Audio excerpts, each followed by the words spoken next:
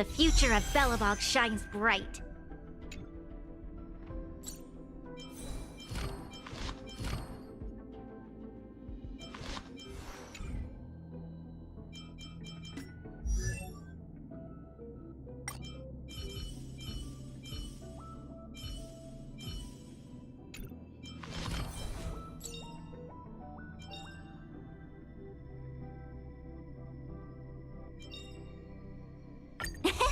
My past is gradually coming to light.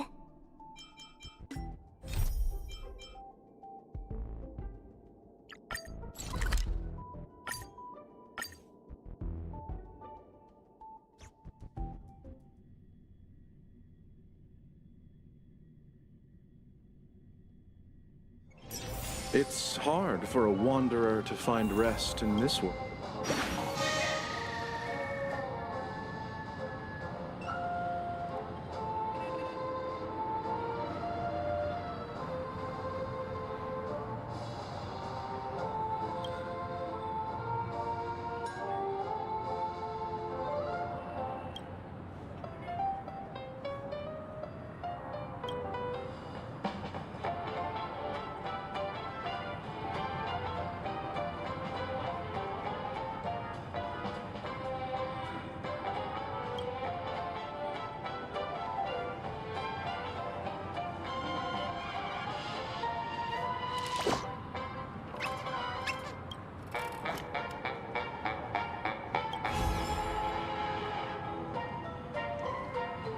Like a long face, buddy! Cheer up!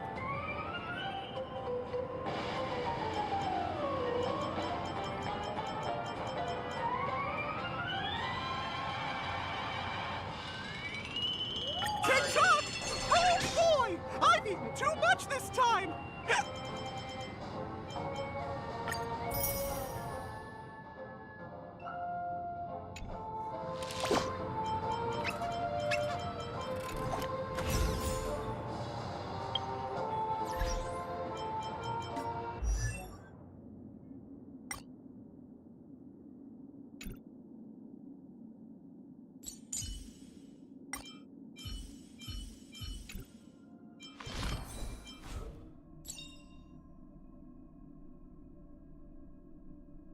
Unknown to each other, yet united in purpose, we make the same choices.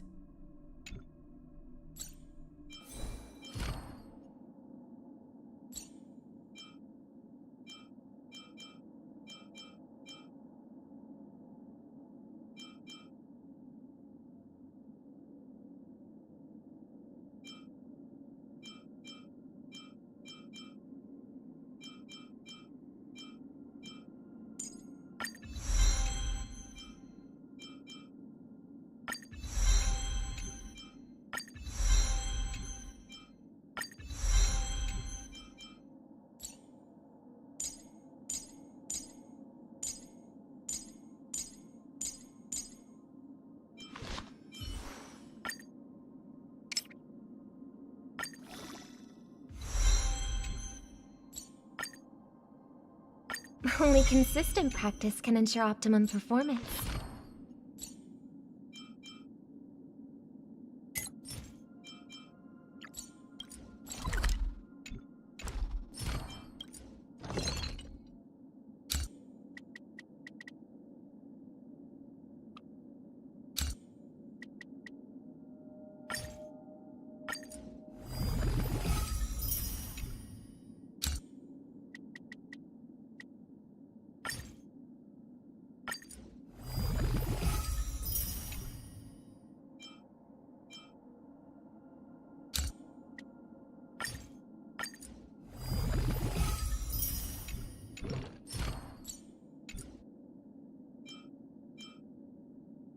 Don't slack off even if it's not music.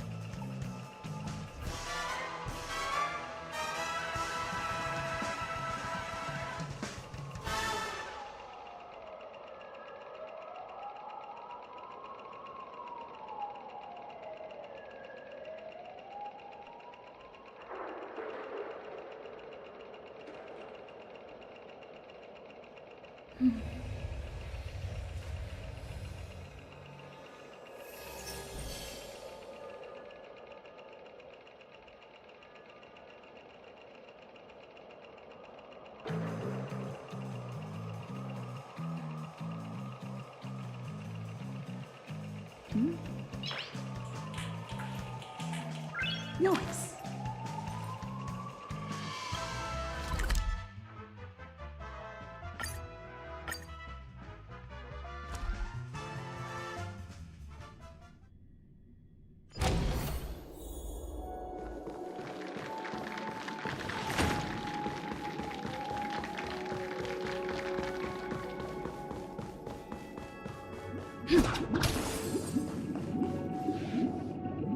Does that mean he wants to fight us during the Charmony Festival? I'm afraid so. This is weird. Aren't Arc villains usually plotting some dirty conspiracy in the end? But he actually said something like, "In all fairness." Could it be that he's underestimating us? Well, in my opinion, Sunday is deeply committed to his own philosophy and genuinely wants to prove that the Order is right. I sensed a strong conviction and a desire for dominance in him. Maybe he won't accept the outcome unless he wins fair and square. That's why he'll give it his all in the upcoming battle.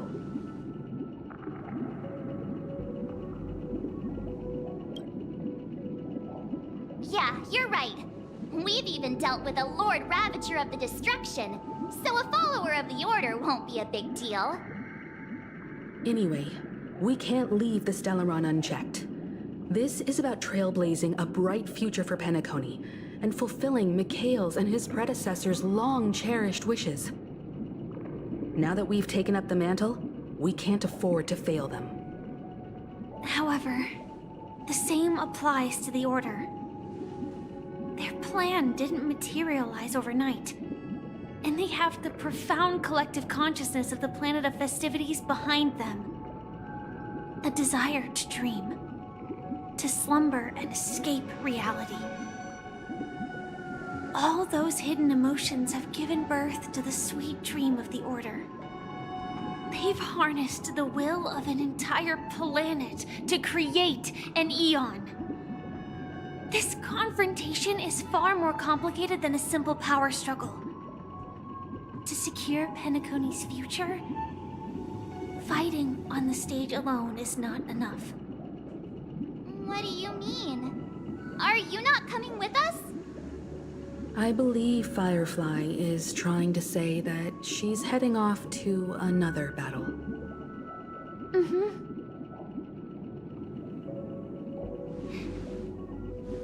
Before I left, the Destiny Slave told me that this journey would bring unforgettable rewards. Even though the script he gave me only had a few lines, I couldn't ignore them. Because one of the lines said, "I'll experience death 3 times in the land of the dreams." 3 times? This can't be serious, right? The first time was a painful death when I was stabbed by the Blade of Dormancy, which led to all subsequent events. The script will always come true, but in a way that will only be revealed when that page is turned. So now I've understood the meaning of my second death. And I am prepared to face it. If all goes well, my efforts will provide crucial support for you. Only by achieving victory in this battle can we secure a future for Penacony. And only then, my third and final death won't come true in the most terrible form. The most terrible form? Does that mean... The true death. Where everyone in Penacony loses themselves completely in the eternal sweet dream of the Order. We must do everything we can to prevent that. Have you made up your mind, Firefly? Yes. Otherwise, I wouldn't be here. Thank you again for your assistance for the Astral Express. May we meet again, in reality. Yeah. Farewell, everyone. May your trailblazing expedition never end.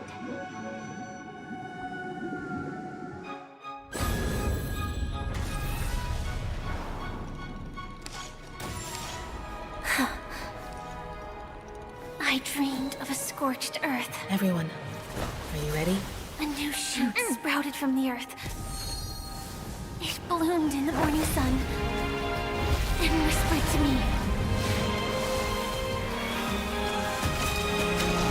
Like fireflies to a flame, life begets death. May we meet again in reality.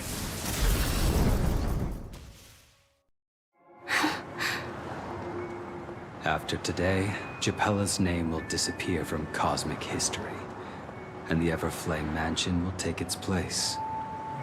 In the not-too-distant future, you'll receive an invitation. That's your next stop. Land of the dreams. Penacony.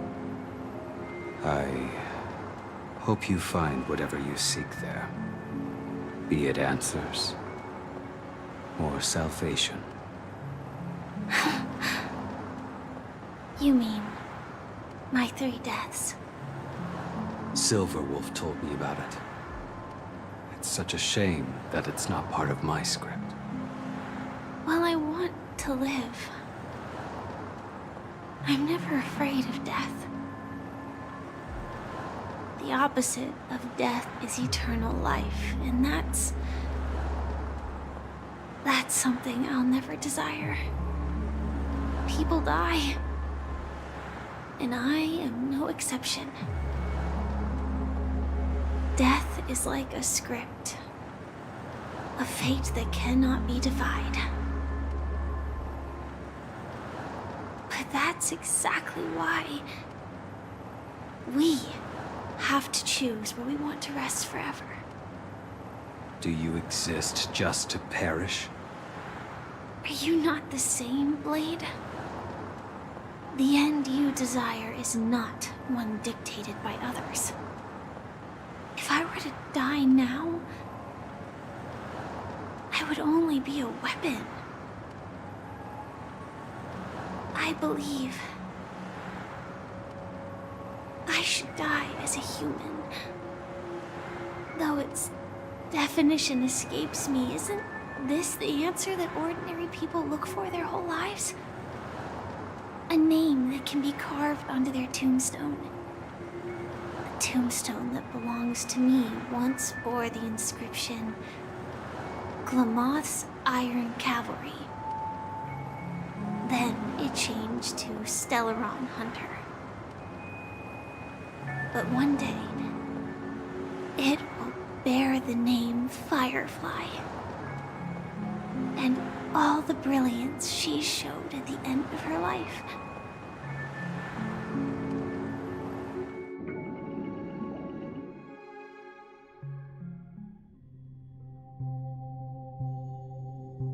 That's quite unexpected, old man. Who would have thought your crazy plan would actually work? Do all you nameless fools just act on a whim? I can sense that this false sweet dream is coming to an end. The Nameless may be young, But they had the ability to achieve this goal. Just like you did in your time. It's a shame you won't be able to see it firsthand. Maybe I won't either. Once something fictional is seen through, it ceases to exist. Yeah, not just those nameless. Even Mr. Wings is just like you. Stubborn, won't listen or give up, no matter what. Well, fate is unpredictable, I guess. If we weren't bound by those cursed paths, maybe we could have had some good talks.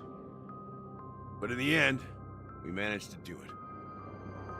Now we can find solace. Remember how those idiots cursed us? They said, "Go to hell, you worthless traitors." Well, I don't know if they really meant it, but if longing for freedom means going to hell, then I'll be joining you soon, you fool. Let's get together and have supper again in hell. Oh, I almost forgot. There's one more thing.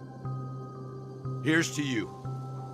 A glass of hello and goodbye, Trailblazer. To the imperfect tomorrow.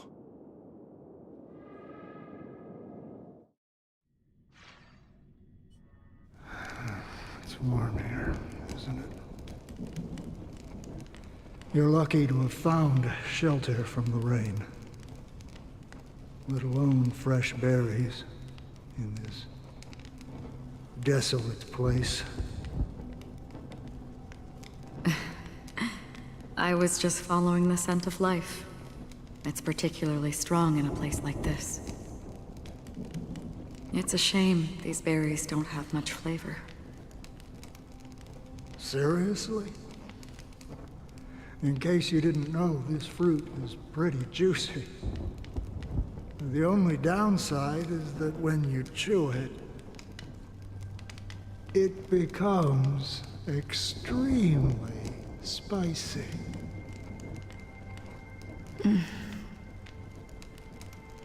Have you lost your sense of taste? I can still taste certain things, like a faint sweetness. Before coming here, I stopped by a place called Orkron. It had barren cliffs and nights lit by bonfires. Burgundy snow would fall from the sky, and when it landed on my tongue, it tasted like raspberries. The flavor wasn't exactly sweet, but it left a lasting impression. When I think back on my past, I realize that what's tying everything together isn't the big events, but rather these small yet unforgettable moments. Don't worry about it. Losing oneself is a reality that every self-annihilator must face. At least I haven't completely lost my senses and memories yet. Well, congratulations on adding another footnote to your journey. By the way, are you always alone? No, I had a companion in Orkron.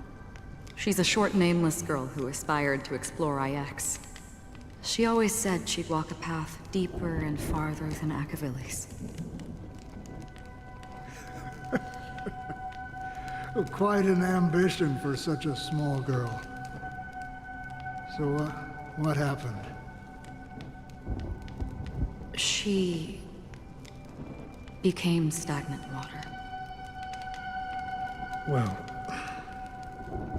my condolences. Condolences. I don't need them. The girl left with a smile. She never regretted her choice and most definitely wanted me to say goodbye with a smile. So, that's what I did. That's proof that you're grieving for her. Or perhaps I'm just afraid. Afraid? I rarely sense that emotion from you. What do you fear? I'm afraid I'll forget the 30 days I spent with her. Just like all the other days in my life. Most of them have already washed away with the rain, disappearing into an unseen realm. I fear that those vivid red memories will fade away too. There isn't much color left. And besides this faint, warm red, there's almost nothing. Hard to imagine. A ranger accustomed to bloodshed, destruction, and chaos finding warmth in the red color. Because I have experienced this warmth many times. Long ago, I promised someone that I'd bring it to more people. And that for every remaining moment of my life, I'd strive for a better ending for all. As long as this red color still lingers, I have a chance to fulfill that promise. It represents a burning fire, a blooming flower, the berries in this cave, and life itself, fleeting yet still dazzling. In the end, it will lead me beyond the horizon of existence. And on the other side, I will cut off nihility. The one blessed by the sleeping and shapeless is considering how to kill them. That's truly pure nihility. But you're right about one thing. After spending so much time near this stagnant water, only when I look at this vibrant red fire do I realize that I'm still alive. When will this rain ever stop? Perhaps when the sorrows of the departed have finally quieted down, the sky will clear up.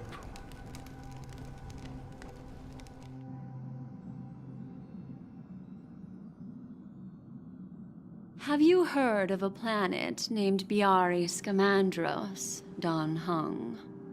It's one of the Paradise Kingdoms under the influence of the Harmony. A sought-after wonderland for the inhabitants of the Dardanu Major and Minor systems. Half an Amber Era ago, the family held an unprecedented festival there. And after that, everyone on the planet became part of the family.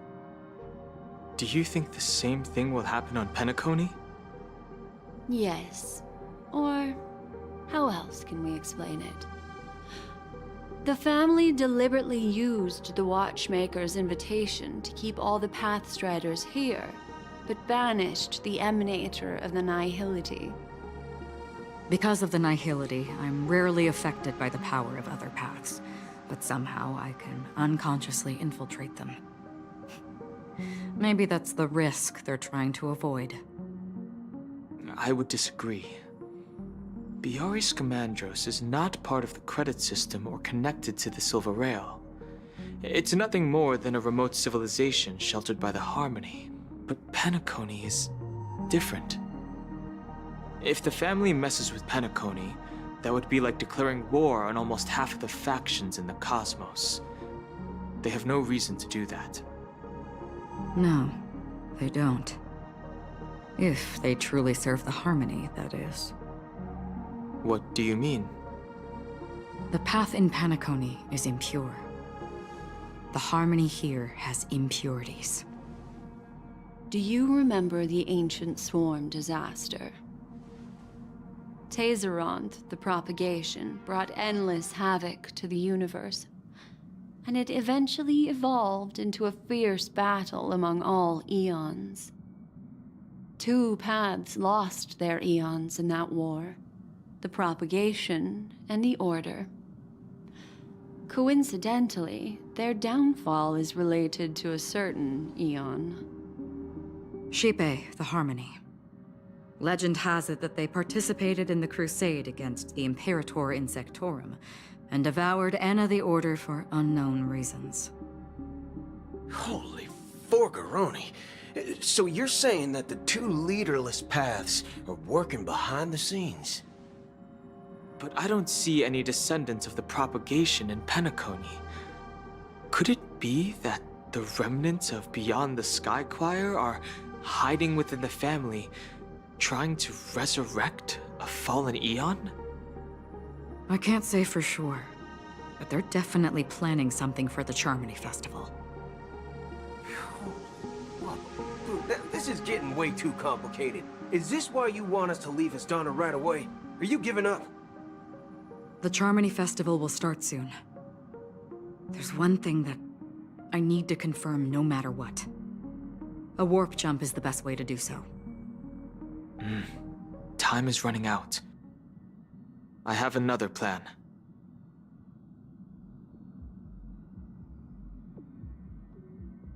Hold on. Are you thinking of using the Jade Abacus of Allying Oath? Exactly. The assistance from the lawful Cloud Knights would be enough. Think it over carefully. You can only use that once in your lifetime. I have considered it thoroughly. My companions are... they're also once-in-a-lifetime treasures.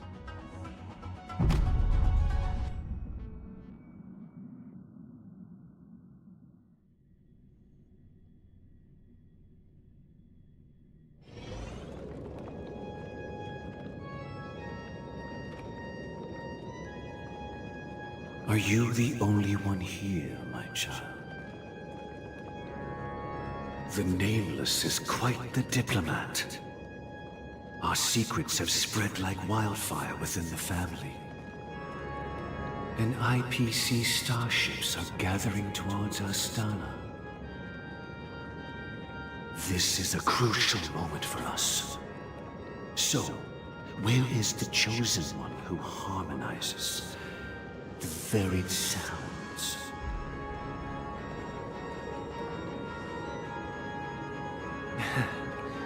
What do you mean, Master? I'm right here in front of you, aren't I?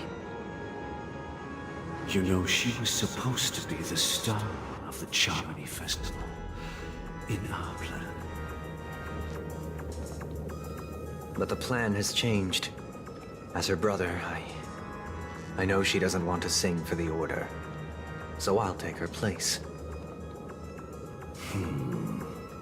You've always been wise beyond your years. I'm sure you understand the consequences of your choice. If you consider this a betrayal, well, there can't be two suns in the sky. I'll step up and take down the other sun if necessary. Do you believe in karma? If karma exists, then everyone has their own karma. You have yours, and I have mine. And my karma has nothing to do with you, Mr. Gopherwood.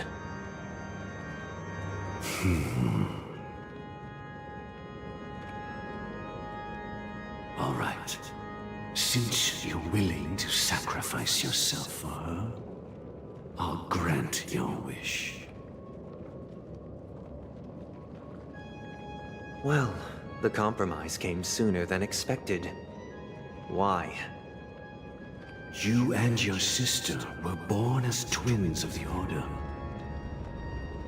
And one of you is destined to follow this path to the end.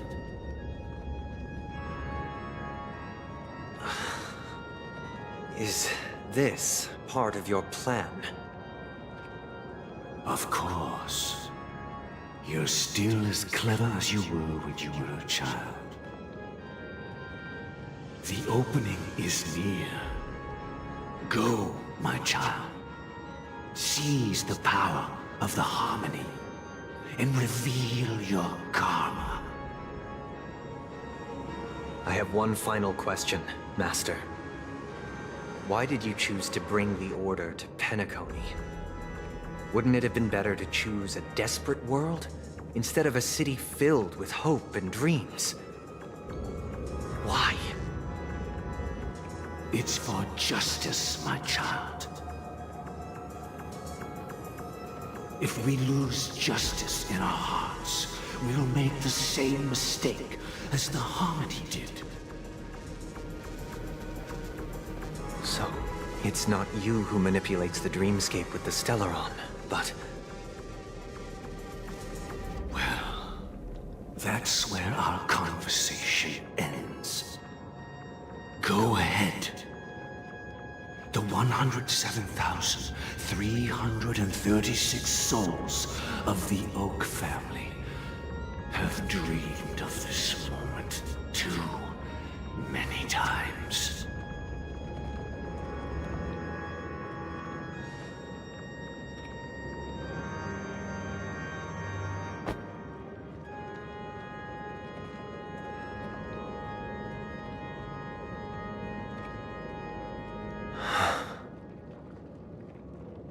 I shall ascend to the heavens, becoming the scorching sun. Bathed in my light, my people shall flourish, while all evil shall be eradicated.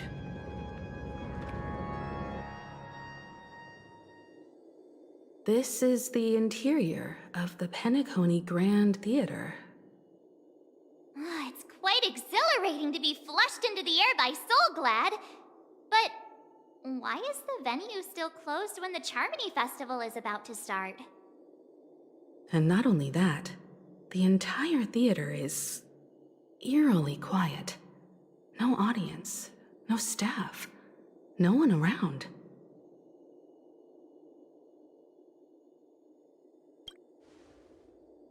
Even if we're late, a grand theater like this shouldn't be completely empty.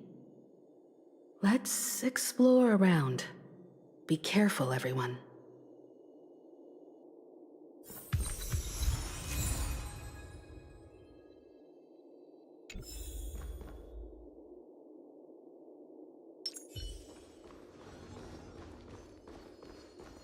Stream forth, gleam bold blades.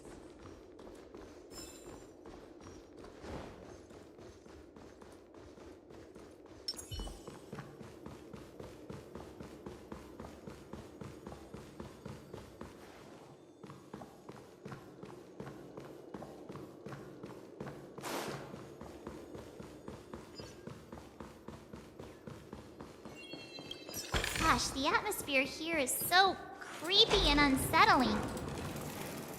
Even if there's no audience yet, there should be some staff around. Why is it so silent?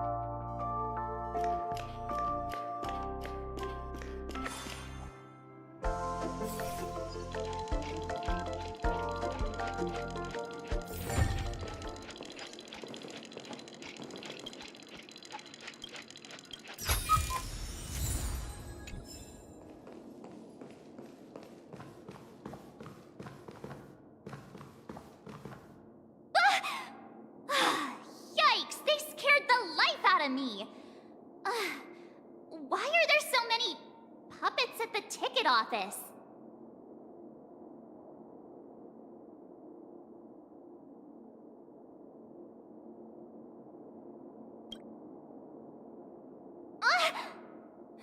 Stop it! Are these puppets part of the stage setup? Even so, it's so eerie that the entire front hall is empty.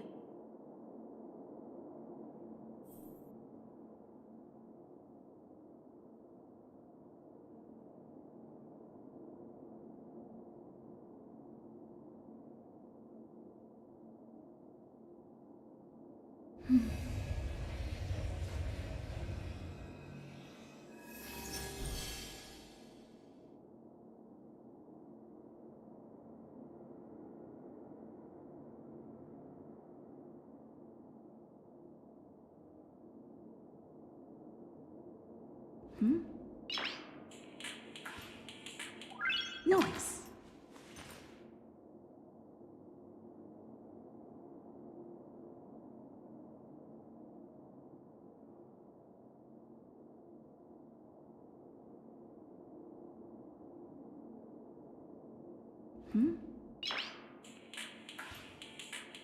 Noise.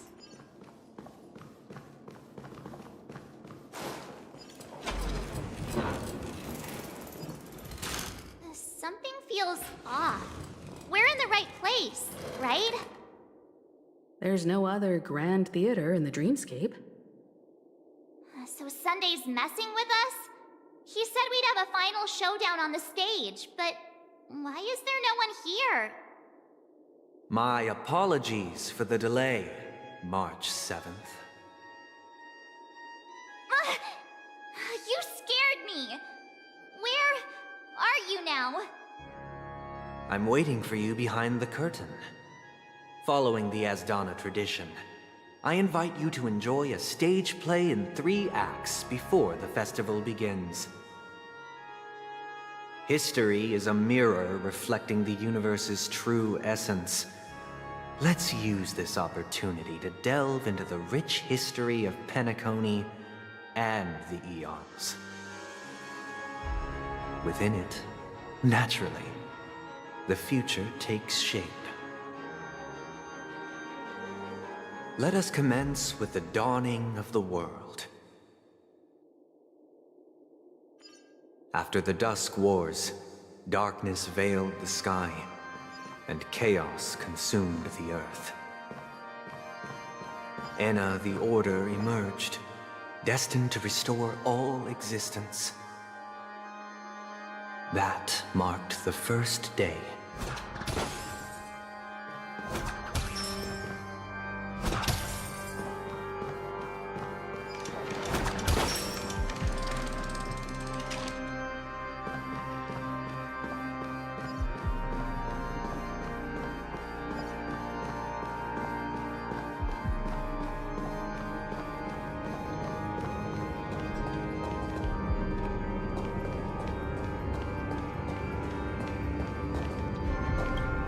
gathered nebulae and forged them into picks, thus creating a grand lyre with black and white keys. Strike the white keys, and the sun rose. Strike the black keys, and the moon rose.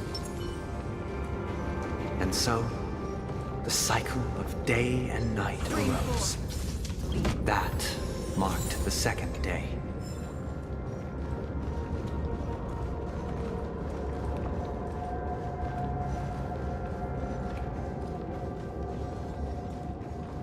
Stream forth, gleam of old flames.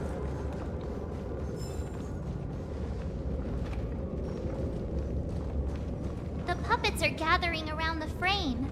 Are they expecting us to enter it?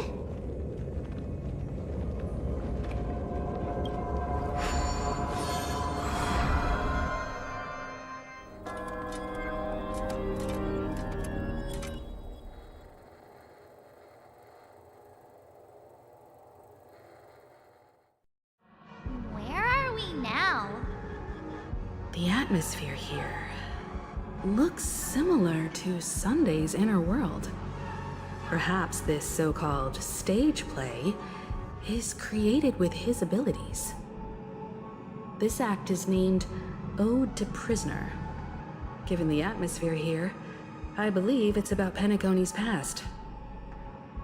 I thought things were finally looking up as I managed to dodge prison during my recent trailblazing expeditions. But now it looks like I'll be back behind bars again.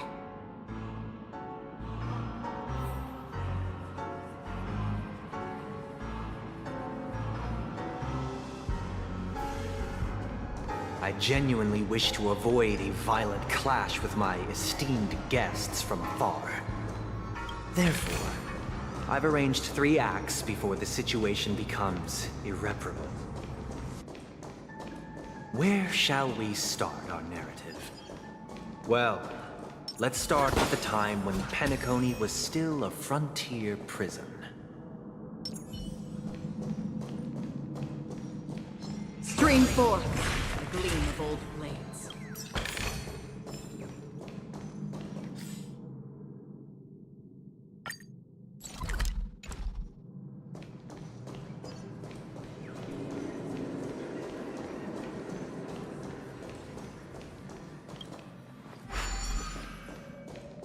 Stream forth, the gleam of old blades.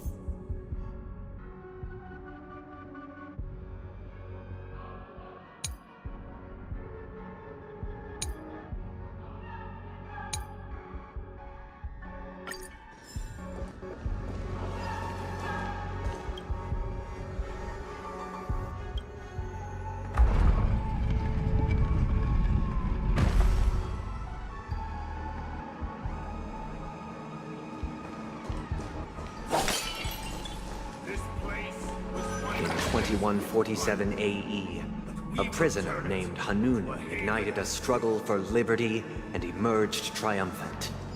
IPC referred to it as the War of the Frontier, while the Asdanians dubbed it the War of Independence.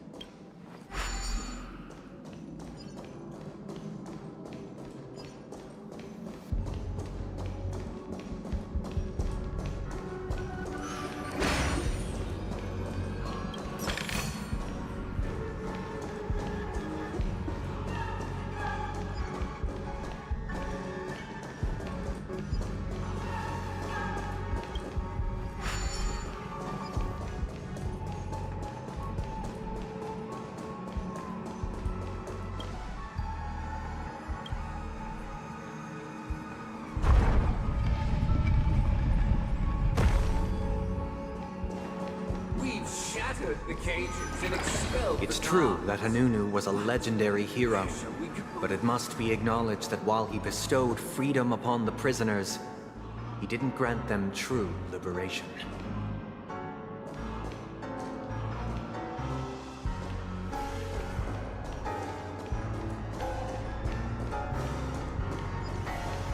Thank you for staying here, honorable travelers. The three However, nameless stayed on the you planet, could banish the endeavoring gods, to spread though the they are tenets no of longer trailblaze throughout the frontier prison. Alas, their efforts proved futile.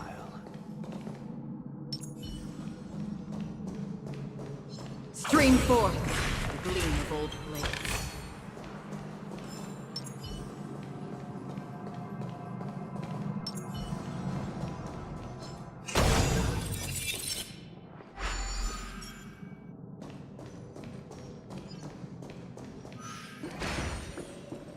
Let's build another prison, not within the vicinity. Once again, as Dana was engulfed in war, this time the enemies originating from within. The prisoners remained prisoners for the rest of their lives, fighting for freedom rather than living for it.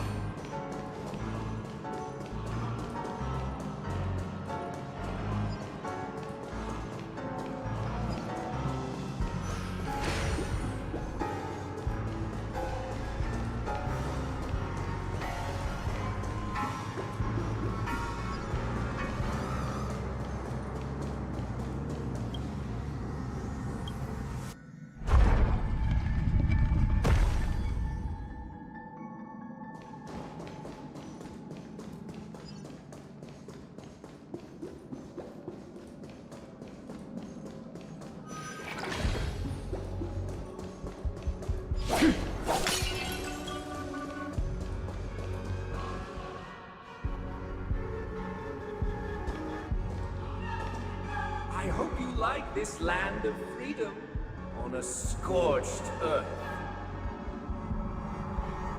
As you can see, their sentences have long ended, and the IPC guards have long been expelled. Yet, these prisoners remain enslaved, not by external forces, but by the confines of their own minds. Freedom permeates every corner, except fragile souls. It gives solace only to those who believe in its existence. Prisoners, this is my order. Learn the essence of freedom and teach your fellow prisoners to fight for their lives.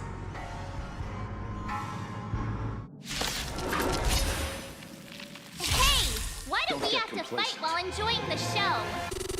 For I desire not only your enjoyment, but also your assistance in its completion.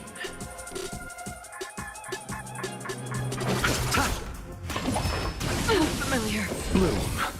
Great teamwork. Eternal sleep. The dead return!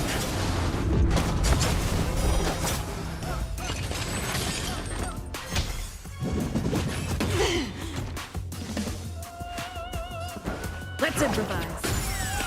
Another journey begins, destined for oblivion.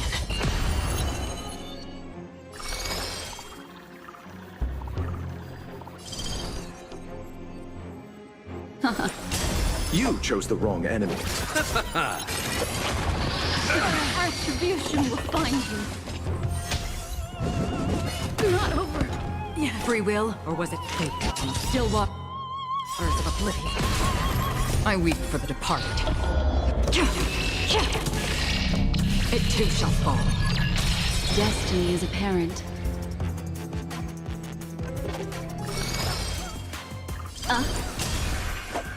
Receive divinity. Destiny's hand has truly blessed me. The dead return! Destined for oblivion. Ill fate descends! Bloom. Repay. Beneath the waters lies an endless abyss! On the still waters of oblivion. The dead return! Ill tidings manifest. I weep for the departed. It too shall fall.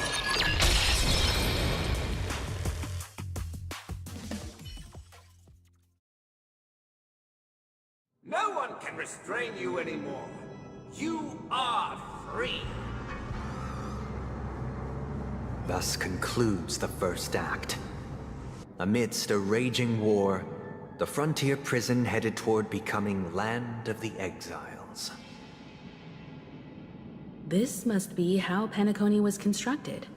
With the aid of outsiders, the prisoners were finally liberated and established the Land of the Exiles. However, it appears that Sunday aims to convey the spiritual plight of the prisoners more than the physical aspects of imprisonment. This show is a bit too literary for my taste. But the battle part is quite easy to understand. Anyway, we've arrived at the exit. Let's go!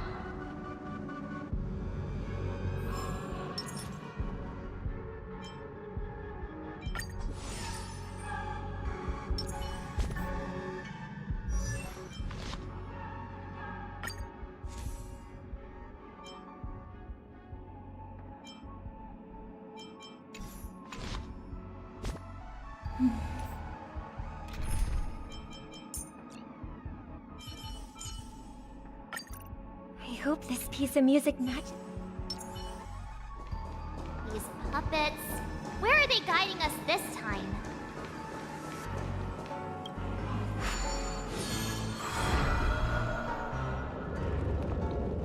They transmuted streams of stars into inked nibs, creating symbols to be pronounced and counted. They molded stardust into flowing rivers, assigning the righteous upstream and the unjust downstream. Thus, all things were marked, and the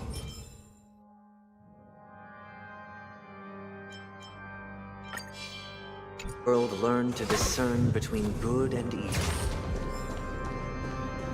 That marked the third and fourth days.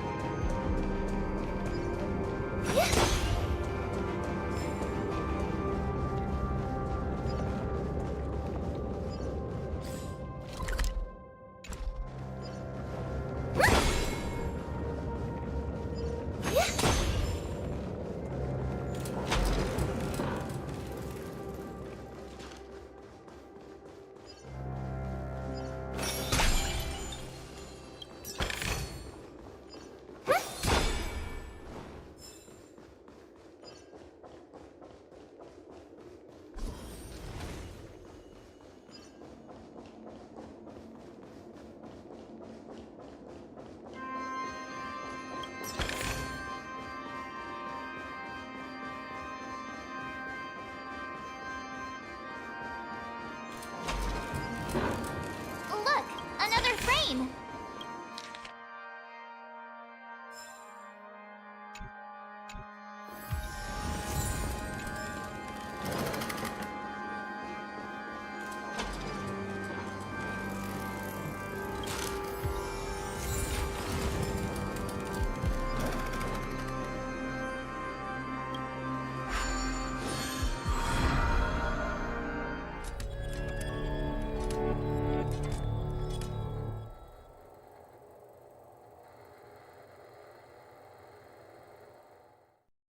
Ode to Fool.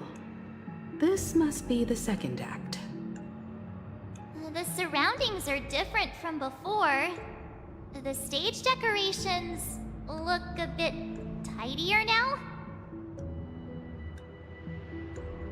Behold the ensuing tale. Peace never truly graced Land of the Exiles. The history in this era is rich and intricate, so please allow me to present it in allegorical form.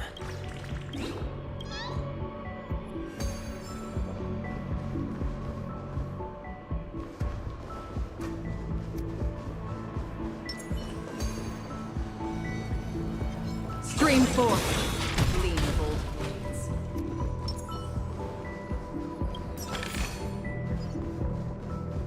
My child, you did not serve The leader of the Alfalfa family sought to defect to the IPC, trading freedom for survival. However, his eldest son slew him in the name of righteousness and ascended as the new family head.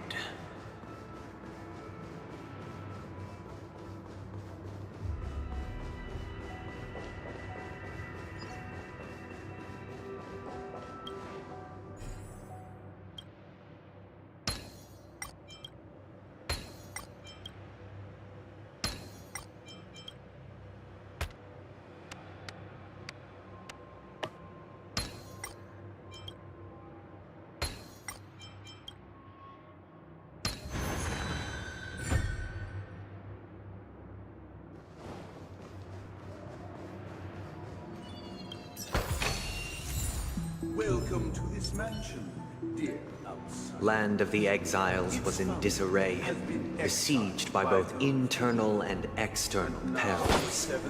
Though the 7 major lineages appeared united on the surface, each harbored their own ambitions, leading to ceaseless conflict.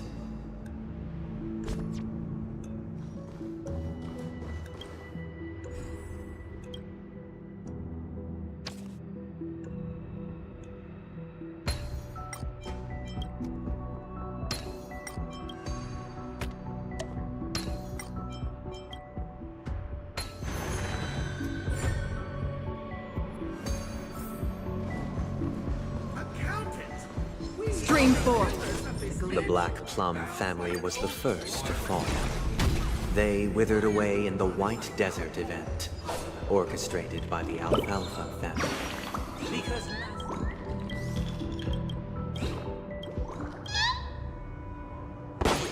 To you.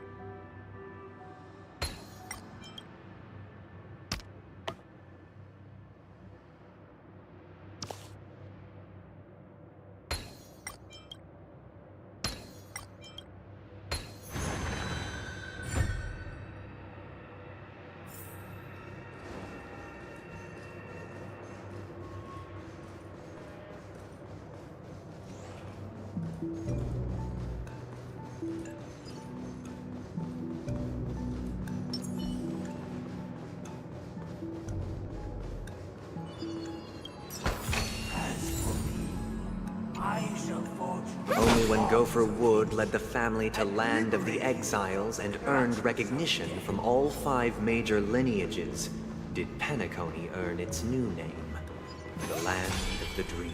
is.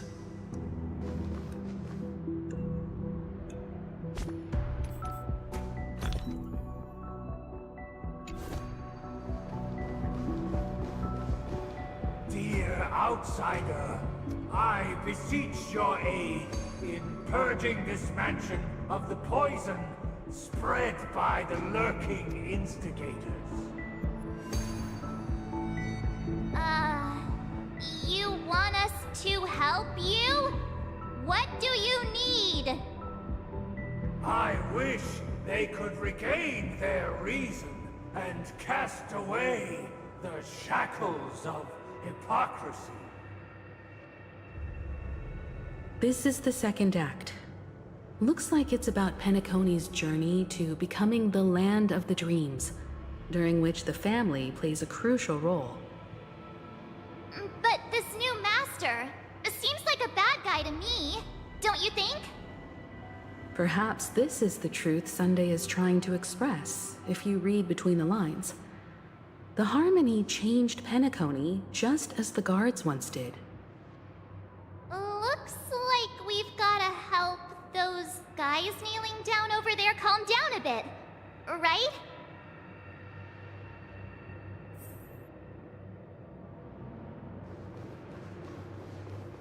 Either I shall be my own master, or I shall return to my former master. I shall not submit to a new master under any circumstances.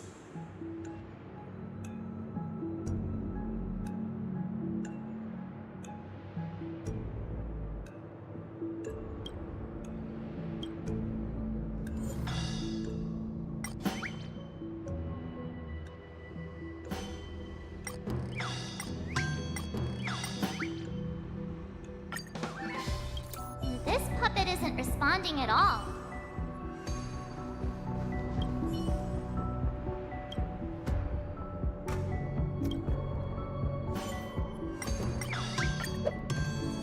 Without a master, who can grant me true freedom?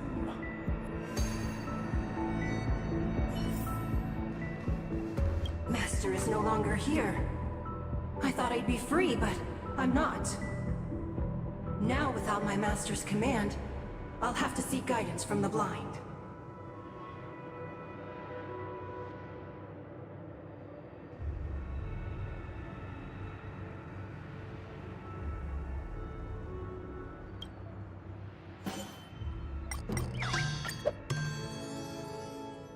Master is no longer here. I must seek a new master and serve them faithfully.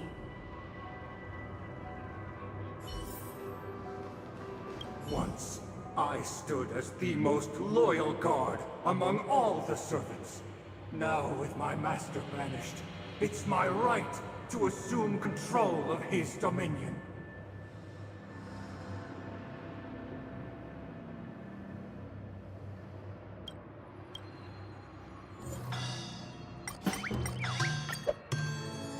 My former master has long departed. But why do I still fear the remnants of his creation?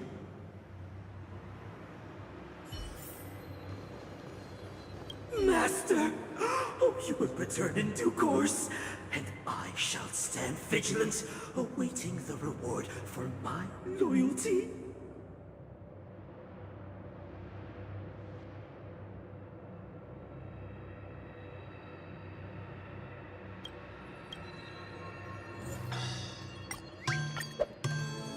Master, now that you have gone, I shall wait no longer for my reward. I shall seize what is rightfully mine.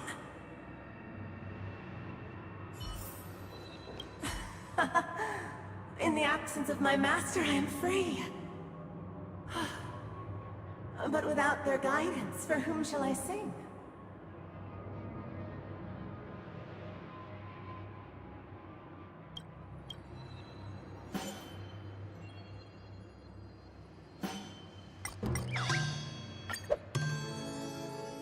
I shall sing for my new master, just as their noble voice once resonated throughout the cosmos.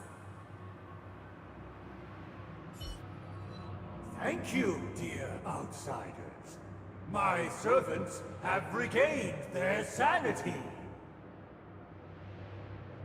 Heed me, one and all. Your former master shall not return. It is through righteousness and unwavering support for one another that we shall attain true perfection. Cast aside the veils of hypocrisy and embrace one another. Get ready. Looks like another fight is about to begin.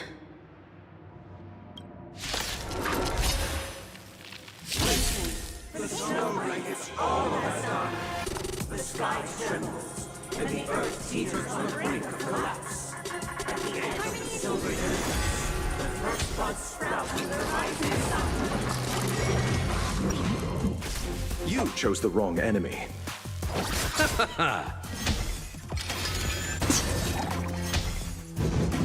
How familiar. Receive divinity. Don't worry, it's just a scrape on the still waters of oblivion. Destiny isn't chosen. Ill tidings manifest. Again. I hope for an end to strife in the world. I'll see you off. Bloom. Repay. Eternals, the dead return!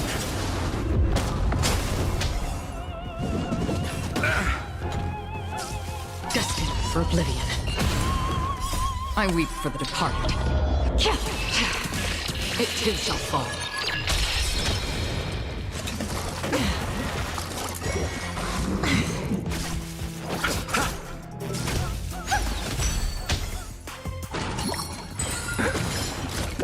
Again. Receive divinity. On the still waters of oblivion. The dead return! Resonate all together. Stars echo. Welcome to Destined for oblivion.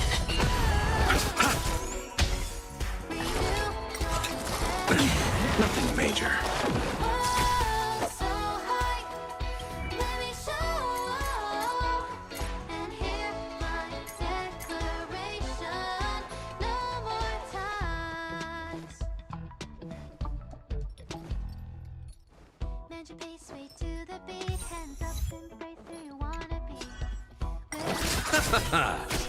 On the still waters of oblivion.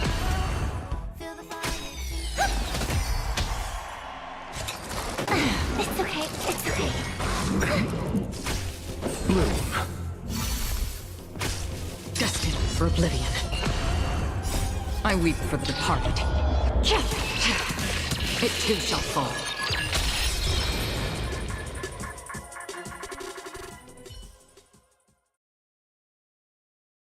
Alas, they remain but slaves till the very end, with the illusion of freedom.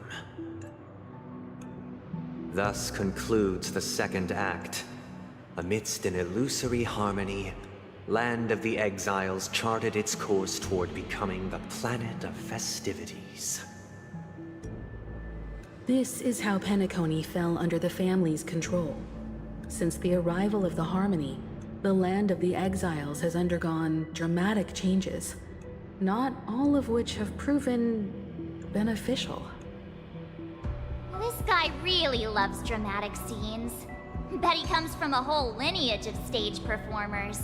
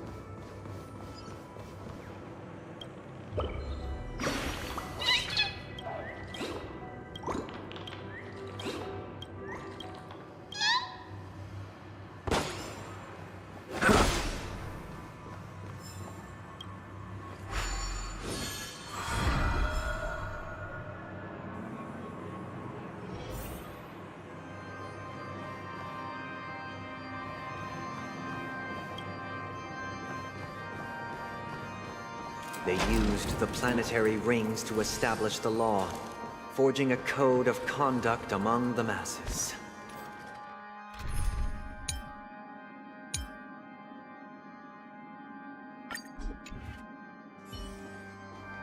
A grand lyre with black and white keys served as an instrument, while symbols of articulation and numerical notation took the form of musical notes. The downward flowing river became a melody, and the canon of law dictated the form. Thus, all mortals found their unique place within this symphony. That marked the 5th and 6th days.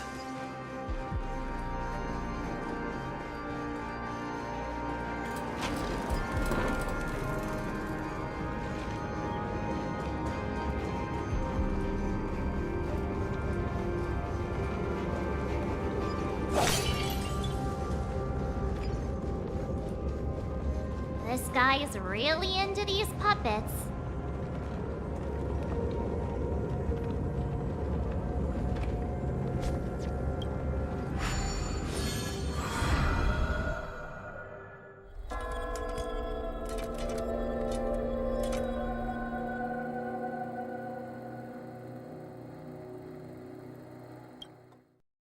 Oh, I get it now. The last scene is all about singing the praises of the Order. And the atmosphere here is completely different from the previous 2 scenes.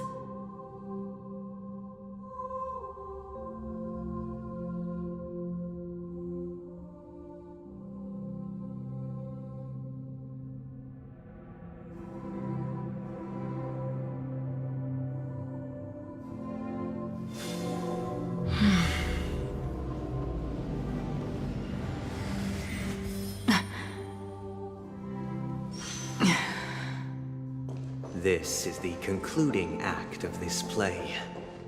I have showcased the past and present of Penacony, hoping that my desire for change resonates within you. And now, I shall reveal its future to you.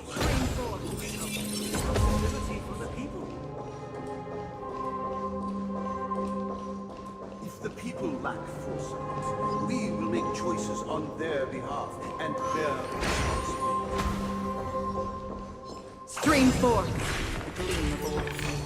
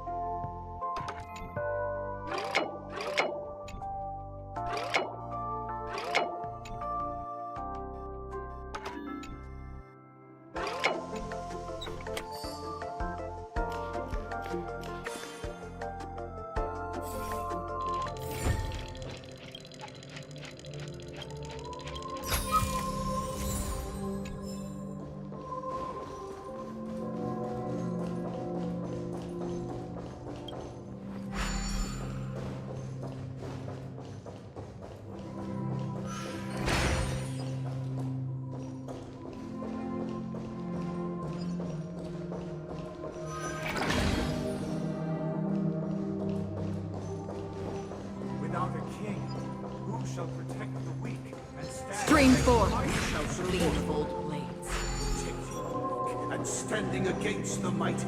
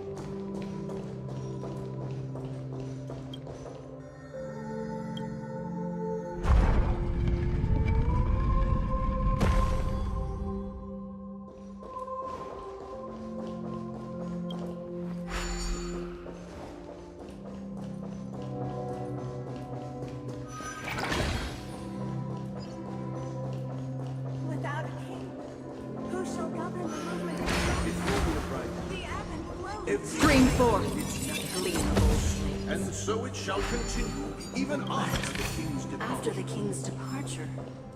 We no longer have need.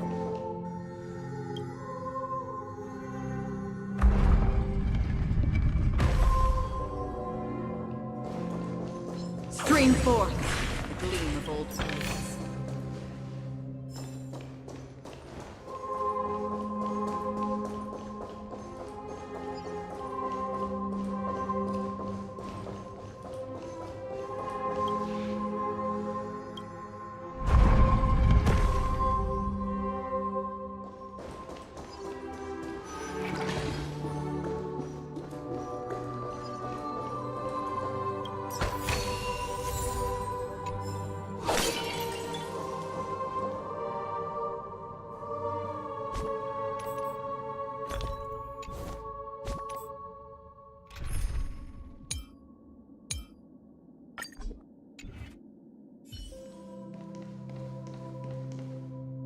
Hey, aren't we supposed to kick off a short story and have a fight here just like we did in the previous acts? Why aren't any of these puppets saying anything? Perhaps we'll need to complete the story ourselves, just like we did before. So, do you think their mind needs tinkering or something?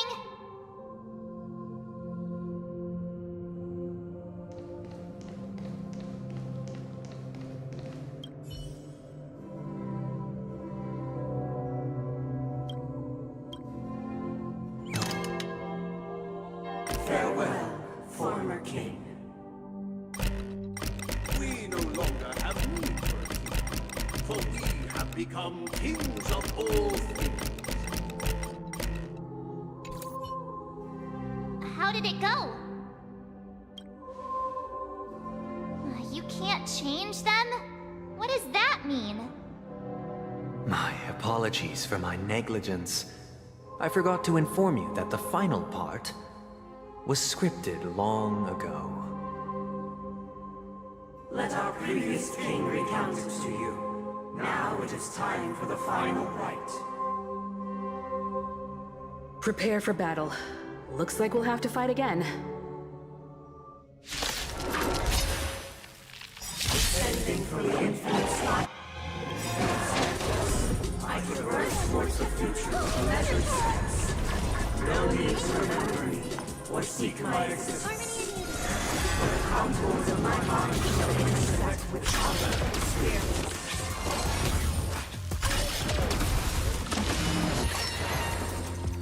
Hedge your bets. Bust. Or maybe I'll take it all. Watch your head. Hide. Test.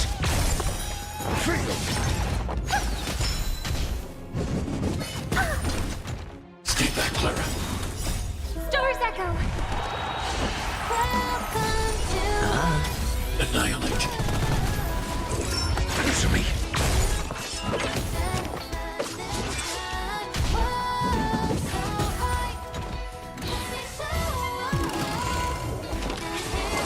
No dirty all in.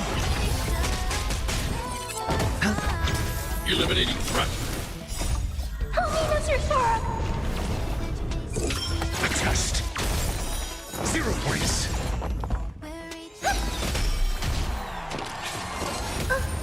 As you command. Hide. Resonate all together. Mediocre. As you command. Bust. Or maybe I'll take it all. Watch your head.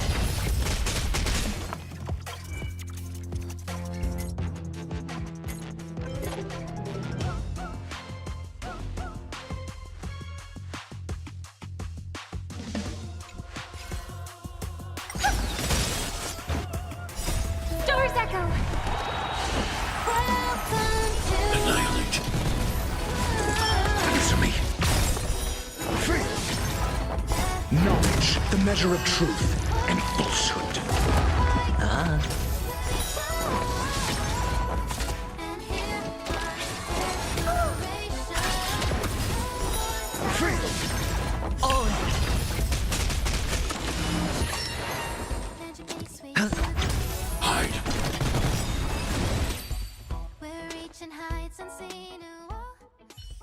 In the hushed expanse of a nocturnal reverie, I leave faint traces behind.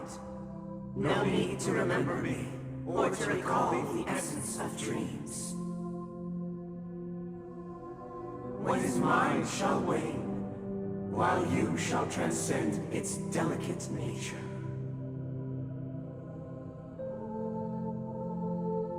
This is the final scene. It's much more straightforward.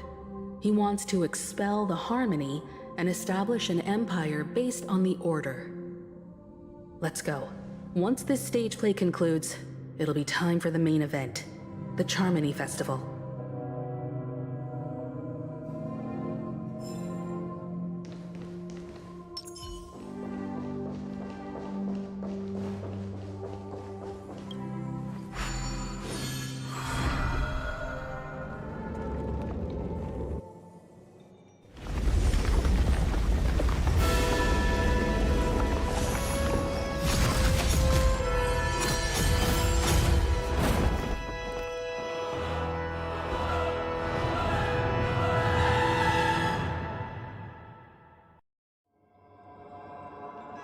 They imbued the world with meaning, perfecting all things in the heavens and on earth.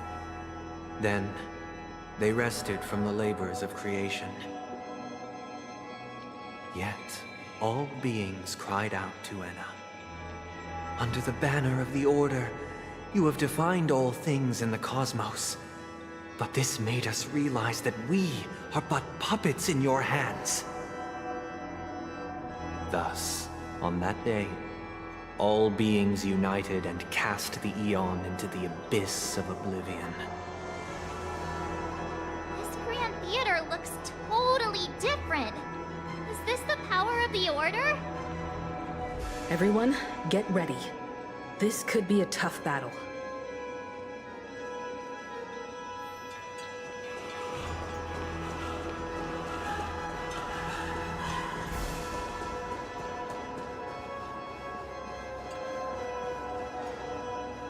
That marked the 7th day.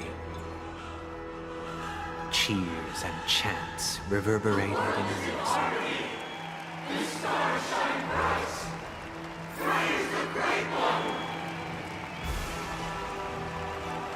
The Order is dead. The Order is dead. The Order is dead.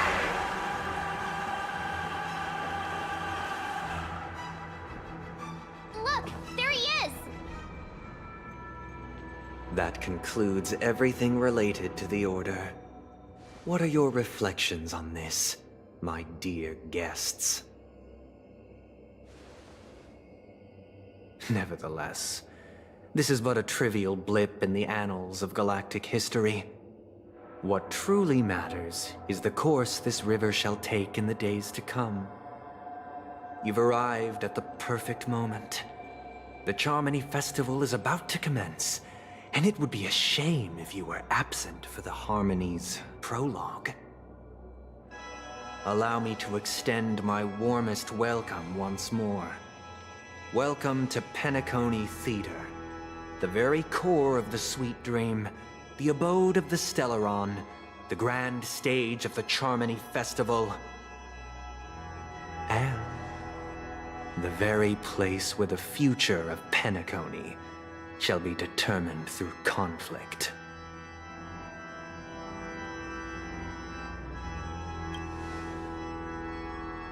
Your unwavering faith in the Trailblaze is truly impressive. True goodness can only be achieved through faith. Allow me to point out that falling into a permanent slumber is not happiness, especially when those people are driven by someone else's will in their sleep. Do you still believe that the Order only seeks to control the universe as their puppet, Himiko? No matter how perfect your vision of paradise may be, a cage remains a cage. People will never achieve true happiness in a world like that. They would just be toys for the Eon. It seems you have misunderstood my intentions. Allow me to clarify. My desire is not to resurrect a fallen eon, or become one myself. My sole objective is to create a paradise free from eons, where the Order ensures the dignity and happiness of all humanity. A paradise exclusive to us human beings. That's not the case. If people are to live with dignity, there must be nothing and no one above them. In your so-called paradise, you would be the one reigning supreme. Looks like we won't be able to convince each other. Now that our conflict has been destined, let's unveil our paths and reveal to the universe the true path.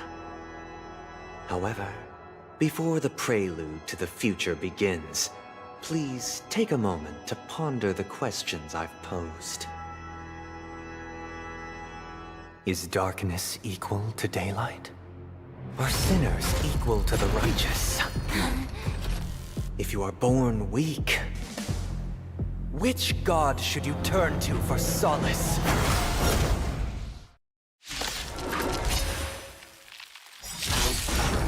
Dangerous. The Eon with great might. Another battle.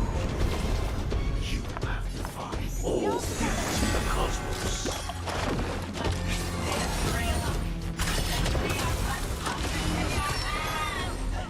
Hedge your bets.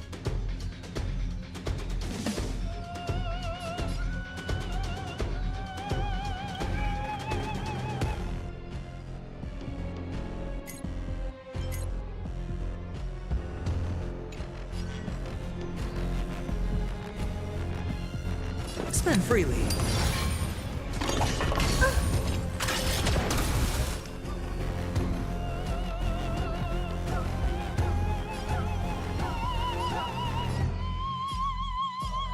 Eliminating threat.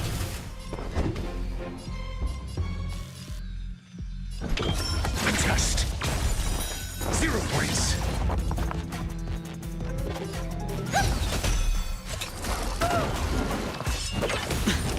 Watch your head. The dice have been cast. Bust. Or maybe I'll take it all.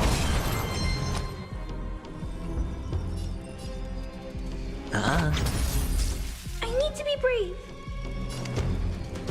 Hide. Answer me.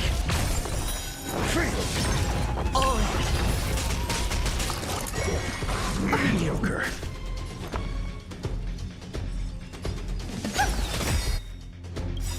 Tonight. Soap Stars Echo. No more times.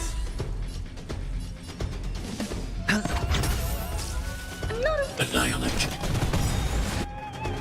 I want to protect everyone. Help me, Mr. Sora.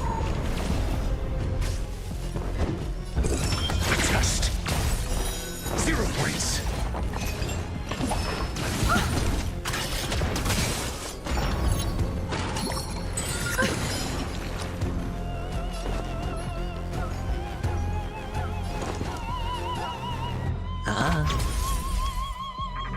Hide. Are you all right? I'm okay. Watch your head. Got the defense?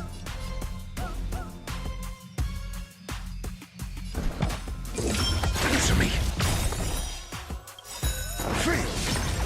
SAS. Knowledge, the measure of truth and falsehood.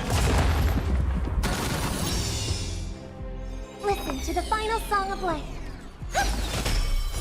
0 points. Sure, I'll play along.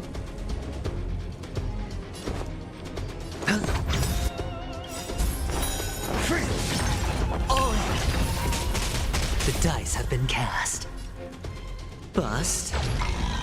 Or maybe I'll take it all. Annihilate. I want to protect everyone. Help me, Mr. Sora.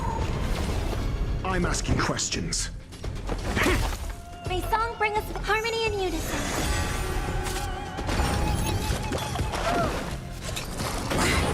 Hedge your bets.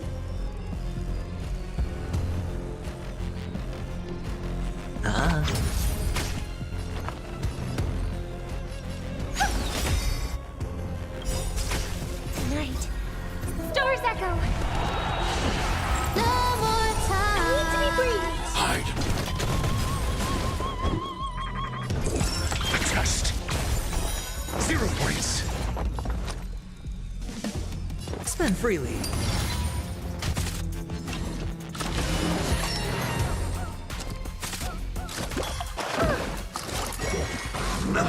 Sure, I'll play along. I'm okay. I'm not afraid of you. Annihilate. Your answers?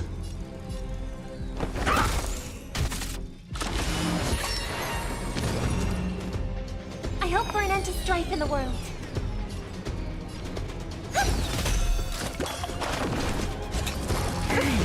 Hedge your bets.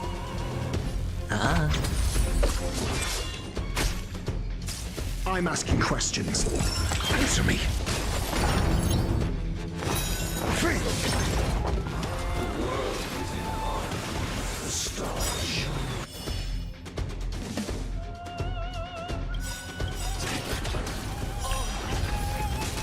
The dice have been cast. Bust.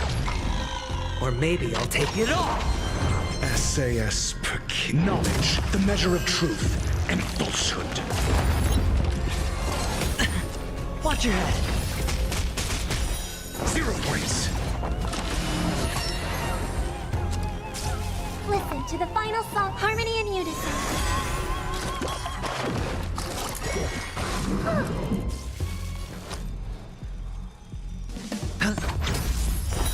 Free.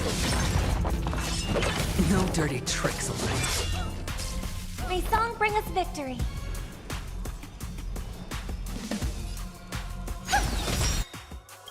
Tonight, stars echo. No more times. Hide. I want to protect everyone. Help me, Mr. Svarog. Your answers? A test. 0 points. Spend freely.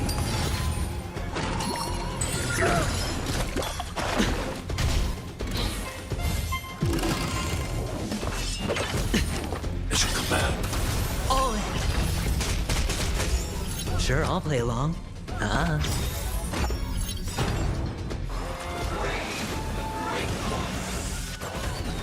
dice have been cast. Bust. Or maybe I'll take it all. Watch your head. It's your command.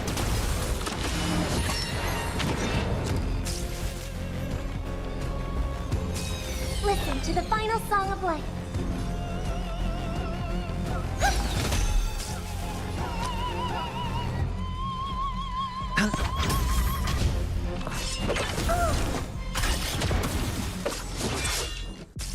I need to be brave.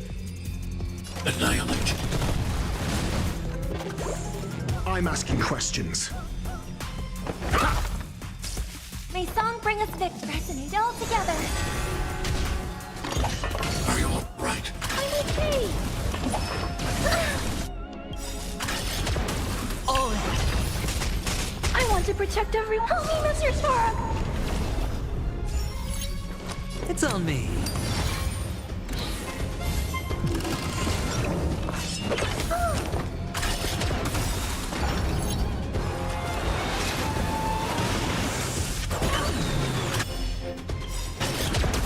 Watch your head. Night. Stars echo. No more time. Target threat index lowered. Hide. Your answers? Hedge your bets. The dice have been cast. Bust. Or maybe I'll take it all.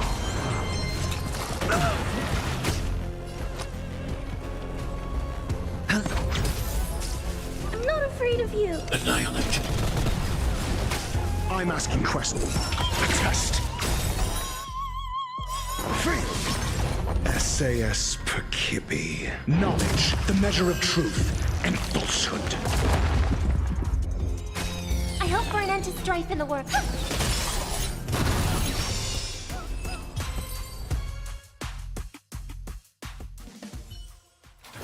I already know your decision. I now permit you to gaze into the sun. On these 107,336 stones, the almighty and powerful strings of harmony are at my disposal! The supreme tuner, harmonious choir, Dominicus!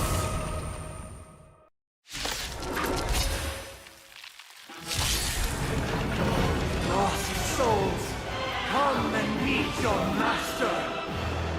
The embodiment of the harmony? So the true purpose of the Charmony Festival is to usurp it?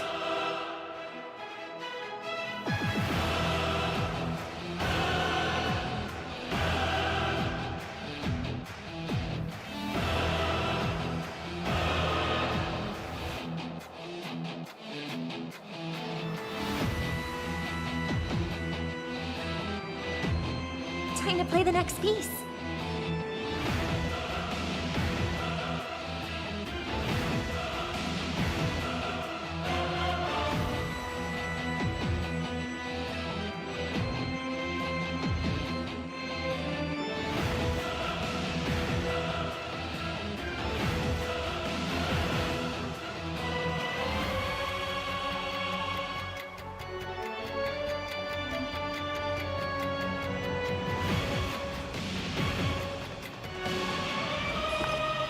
The harmony will soon play in unison. Better hedge your bets.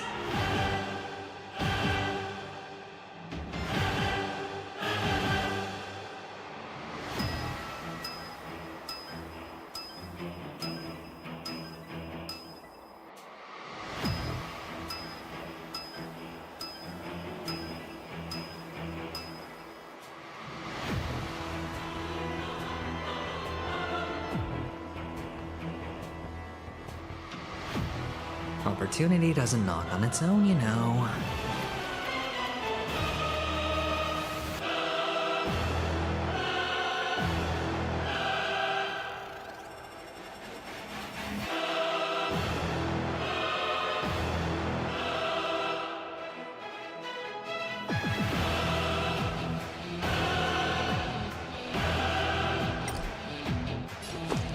Going all in.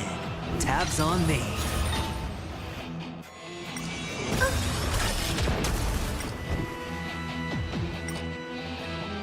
I want to protect everyone too. Help me, Mr. Sora! Answer me! Disorderly noise! Eliminating threat. Mission command. Watch your head. Why is it receptive as you are? Answer me this. Why could the harmony and the order merge into one? Night. Stars echo. Sure, I'll play along. It's on me. Disorderly noise! I'm not afraid of you. Because neither side could tolerate discord.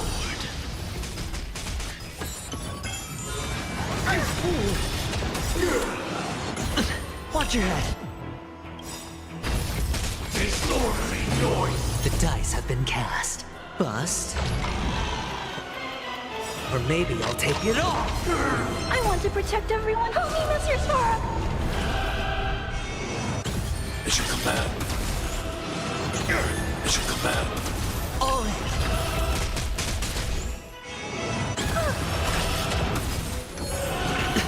Sink into a dream.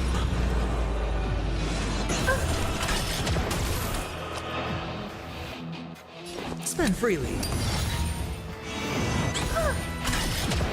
Your answers? I need to be brave. Eliminating threat. Now noisy. Watch your head. Disorderly noise. Are you alright? I'm okay. Aim together.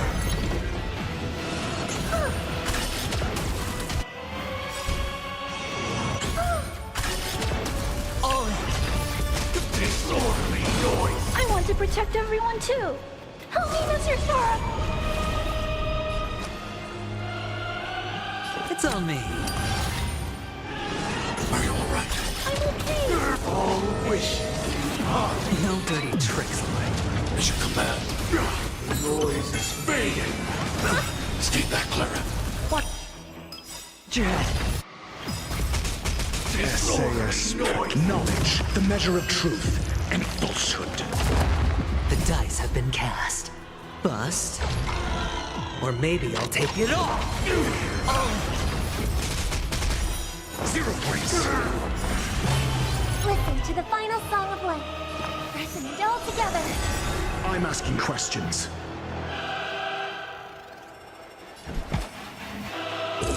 Answer me. Fail. Night. Stars echo.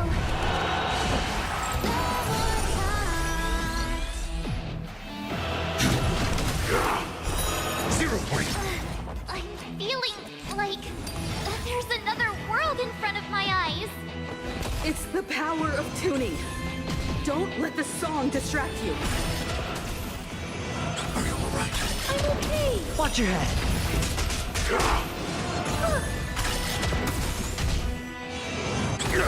Sure, I'll play along.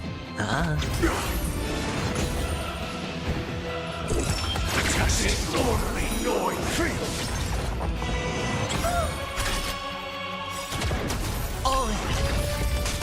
I want to protect everyone too. Help me, Mr. Sora! Are you alright? I'm okay. Enjoy eternal peace. May song bring us victory. Now noisy. Are you alright? I'm okay. Are you alright? I'm okay. Sing together.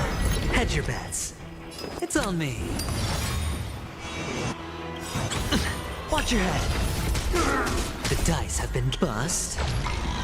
Or maybe I'll take it off. Your answers? Answer me. Now noisy.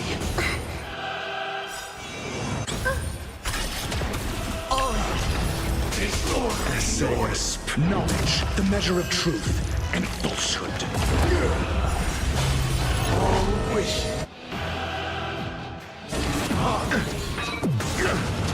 All things are part of the melody. Stay back, Clara. Watch your head. 0 points. I want to protect everyone too. Help me, Mr. Sora! Mission command. Fail.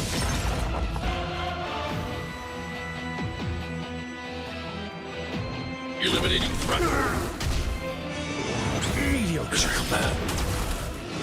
Are you alright? I'm okay. Sure, I'll play along. Spend freely.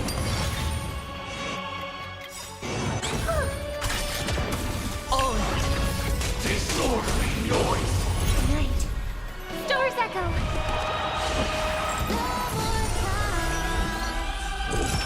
Test. 0 points.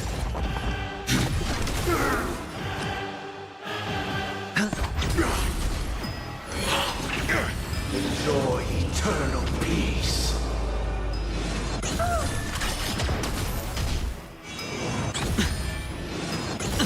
Watch your head. The dice have been bust. Or maybe I'll take it off. Disorderly noise. The time has come. Creation will be reborn from the remains of the gods. Dan Heng?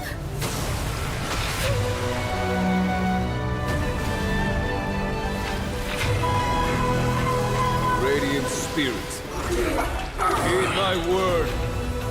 Show no mercy!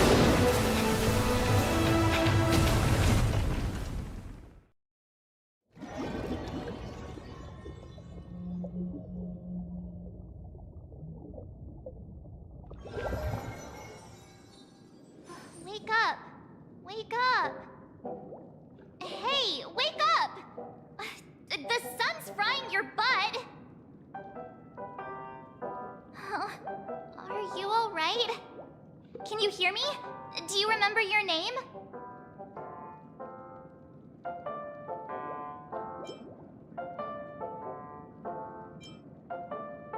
Oh, not good. Try to remember. Your name is... All right. Stop joking around. The Lightning Lord may be all-powerful, but they're not going to cause sudden memory loss. I'm just glad you're okay.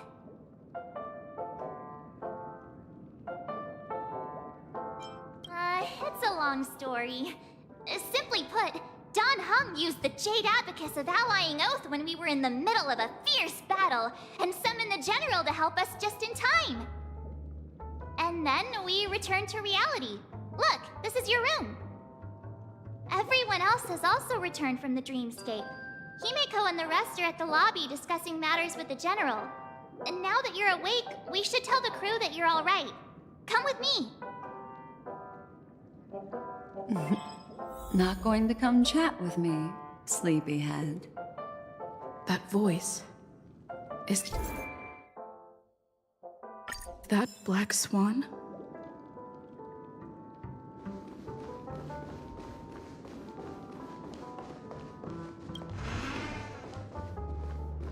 Hey, where are you going?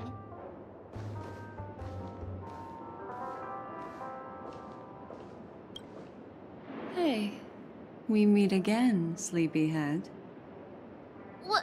What's Miss Black Swan doing here? Nothing, Miss March. I noticed she was awake and wanted to check to see how she was doing. Though the strike from the General was timely, its destruction was also immense. When emanators collide, ordinary people inevitably suffer. But, luckily for them, the dreamscape is my home turf. Thankfully, I managed to get everyone out before the harmonious choir collapsed. Oh, so that's what happened! Thank you, Miss Black Swan! Don't mention it. After all, I wouldn't want to see such precious memories vanish. You're heading to see your friends, aren't you? Would it bother you if I walked with you for a short while? Of course not. But you're not planning on doing something like last time, are you? Why would you think that? I've never harbored any ill intentions. Well, not when you are around, anyway. Himeko and Mr. Yang are probably still busy. Let's go look for Don Hung first.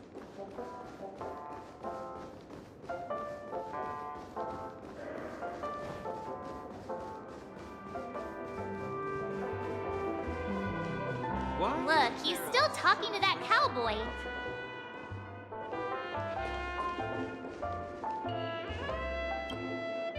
You're awake. How do you feel? Well, fork me. You must be that Stellaron they were talking about.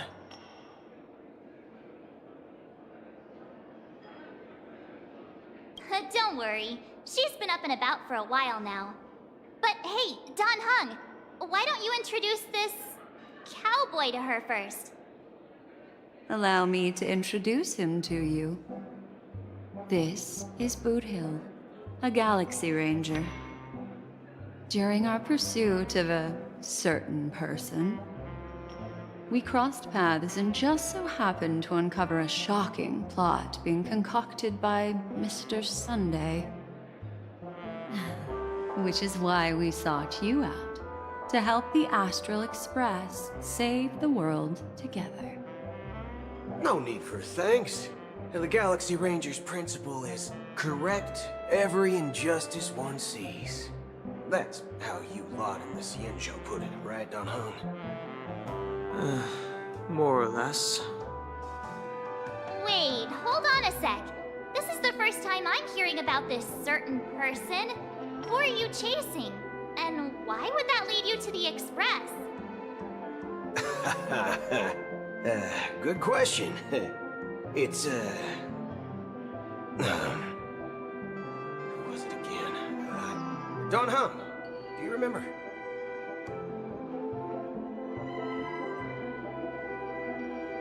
No, that ain't it. I just can't seem to recall. Weird. My neurochip hasn't registered any malfunctions. I can't seem to remember either. What's going on? Heck. Forget about it. If it slipped all our minds, reckon that person was just a minor scoundrel. Unimportant. Ain't gonna stop us from piecing together the story anyhow. Yes, when the dust settles, I'll just think of a way to recall it in the memory zone. Everyone, let's hurry up and look for Miss Himiko, shall we? She's now a minor star on Penacony, and the entire hotel's concerned about her well-being. You're right. Let's head to the lobby then. One peach soul glad? Shaken? Not so.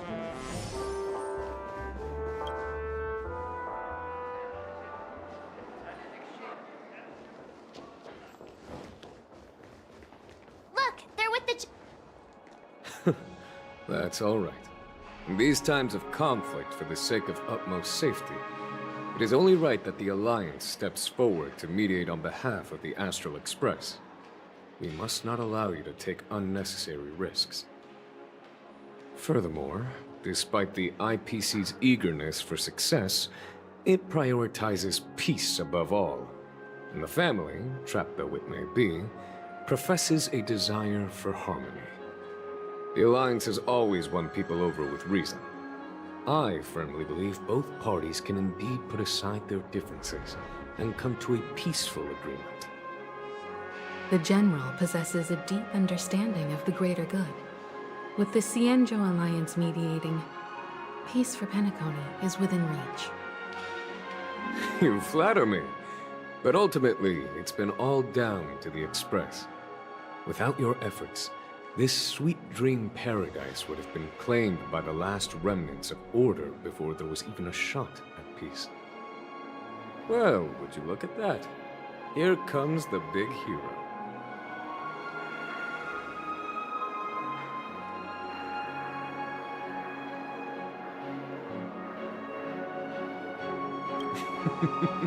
Here's the galactic baseballer, the paragon of both heroism and humility. Are you okay? I heard you couldn't wake up. Are you feeling unwell? Don't worry, Mr. Yang. There's nothing wrong with her.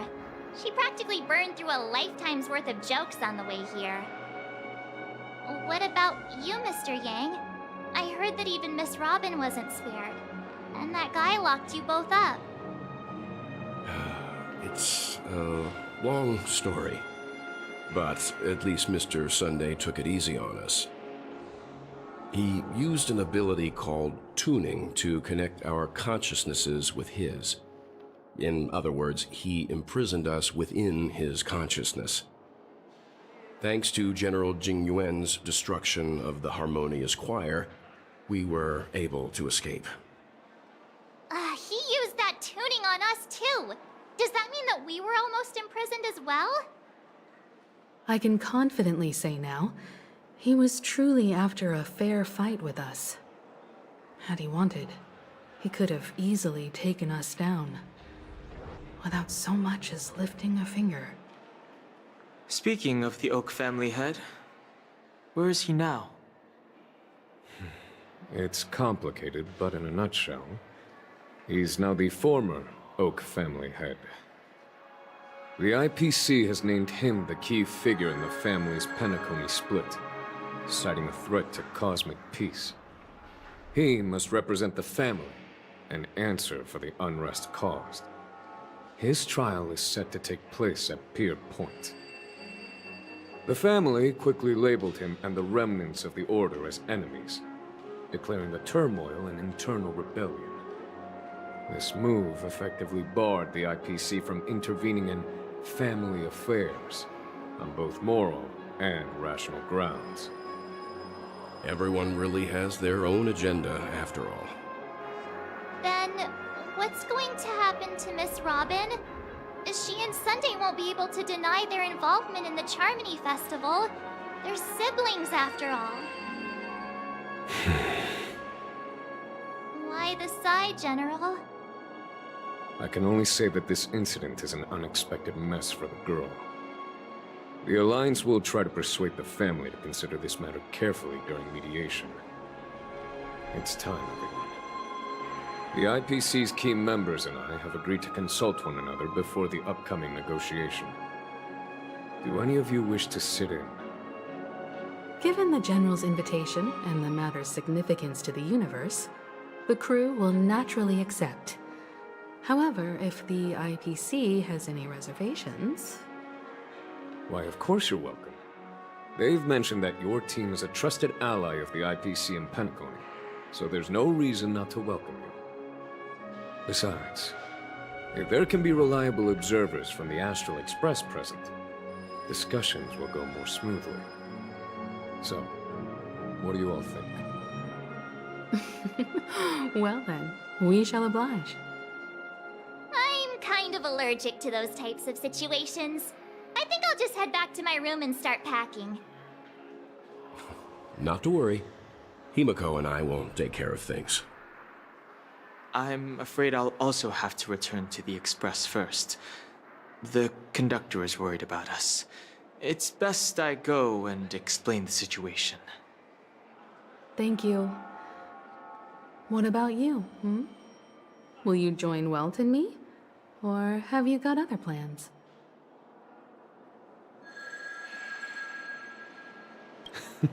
Great.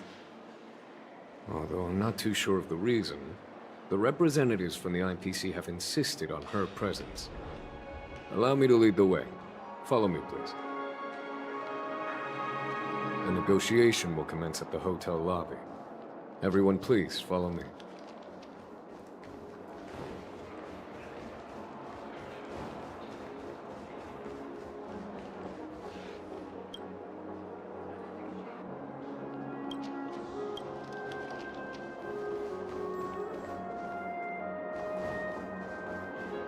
Quit giving me the sticker!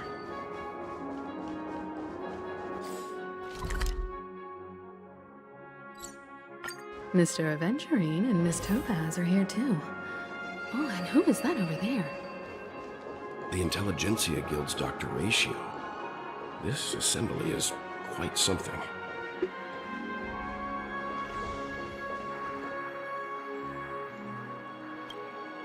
It's been a while, my Astral Express friends. I would also extend my sincere thanks to you, General of the Lawfu.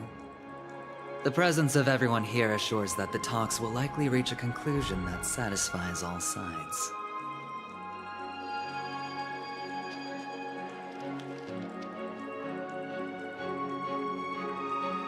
Oh.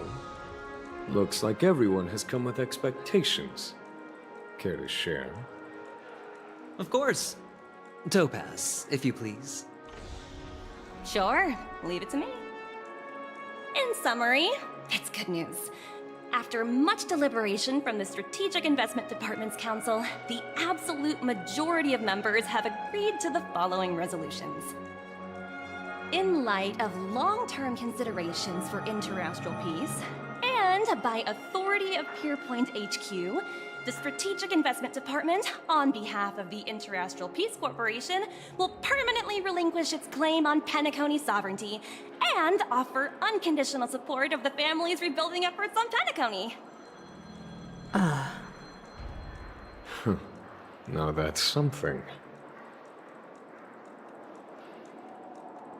All in the name of peace. That's our motto. Has the IPC finished sharing all its thoughts? Then it's our turn. The Guild, much like the Genius Society, has taken a keen interest in the recent calamity in Penacony. Ultimately, both parties have agreed to a comprehensive collaboration, offering technical support for the reconstruction of Penacony. The floor is yours for the finer points, Mr. Screwlum. Enlighten us, please. Organic life's unrelenting search to understand the realm of inner spirituality is something I both admire and envy. Inorganic life has no mechanism to evoke dreams. But when my mechanical impulses are activated, my inspiration circuits will start to operate, and I will enter a state defined as imagination.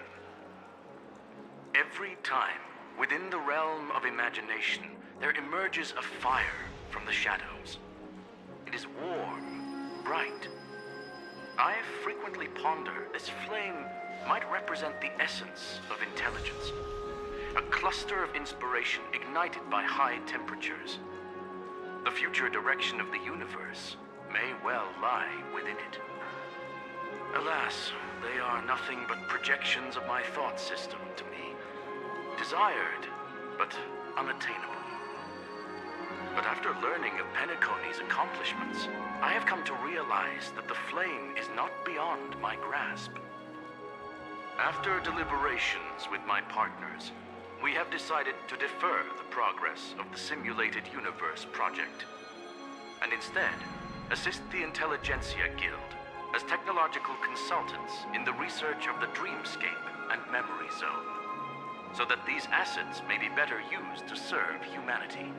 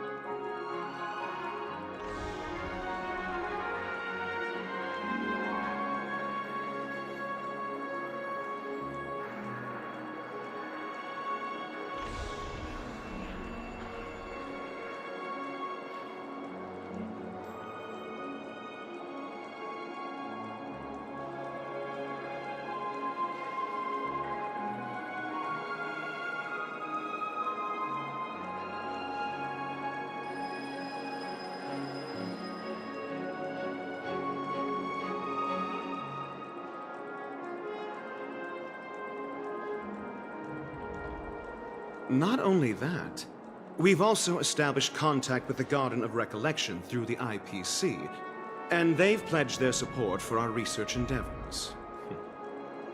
I'm truly happy for the Dream Chasers on Penacony. The cosmos' brightest and, let's admit, dimmer intellects are now at their service.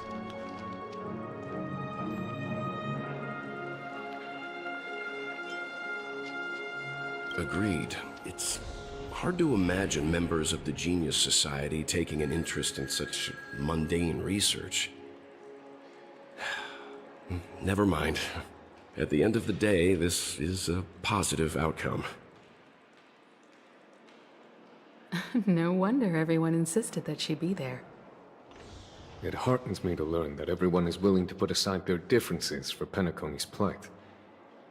I trust that everyone will surely reach consensus in the upcoming negotiations. Looks like Penacony's future is decided. I'm wondering, is there anything else the crew is concerned about? Peace is our greatest wish. Beyond that, we desire nothing else. Well, that's good. Now that everyone's minds are at ease, I shall take my leave. You may now depart with peace of mind. The Alliance will deal with all subsequent procedures. If that's the case, it appears that we have nothing else to worry about on Penacony. Looks like it's time for us to embark on a new voyage. Sounds good to me. You two head back to the Express first. I'll pick up March and deal with the checkout procedure. Oh, also, Miss Black Swan, you have a matter to discuss with me, yes? Nothing escapes your attention, Miss Navigator. You've been with us this whole time, huh? In any case, she and I will be waiting for you and March on the Express. Let's go. Our time on Penacony has come to a fruitful end. Penacony's journey ends here. I guess it was pretty fruitful.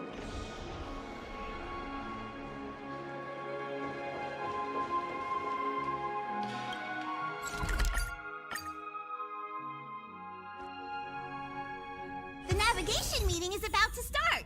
We're all waiting for you. When did the Express become so lively?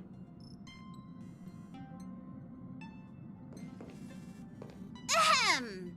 Looks like everyone's present. Let the navigation meeting commence then. This a meeting to decide our next stop? How we doing this? A show of hands. Hold your horses, cowboy. It's for those to decide. Allow me to explain. Mr. Boothill and Miss Black Swan submitted a request to temporarily travel with the Express for their own personal reasons. As you all may know, the Astral Express never declines any passenger whose heart yearns for the distant stars. Therefore, they will be traveling with us for a while until they reach their destinations. Whoa, the Express is going to be much livelier now.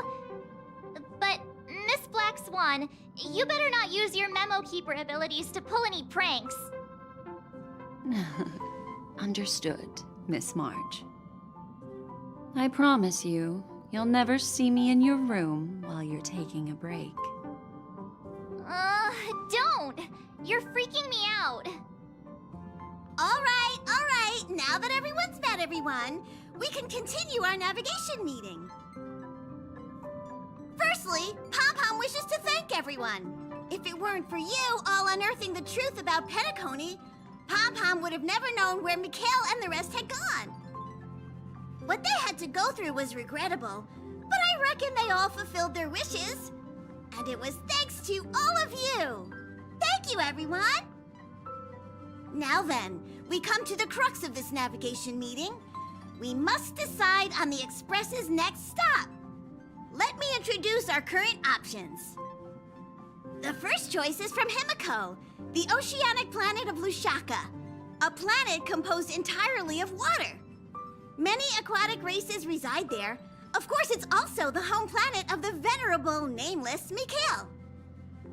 The second choice is the agate world Melustanen, suggested by Welt.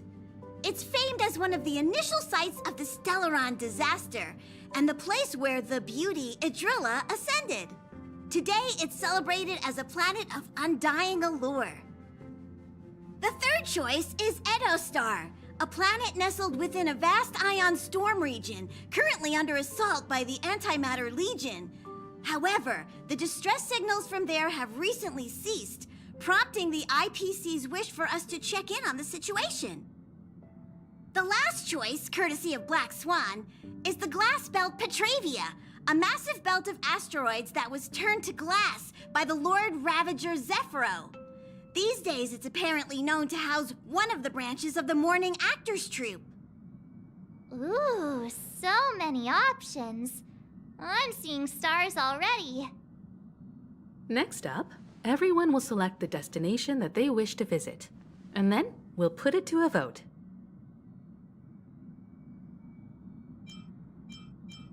If that's the case, how about we go to Edo-Star first? If that planet really is in danger, then we should go help them out. March is right. Though the fact that the distress signals have ceased means we're probably too late. But I still think we should investigate the situation there. You and Dan Heng make good points.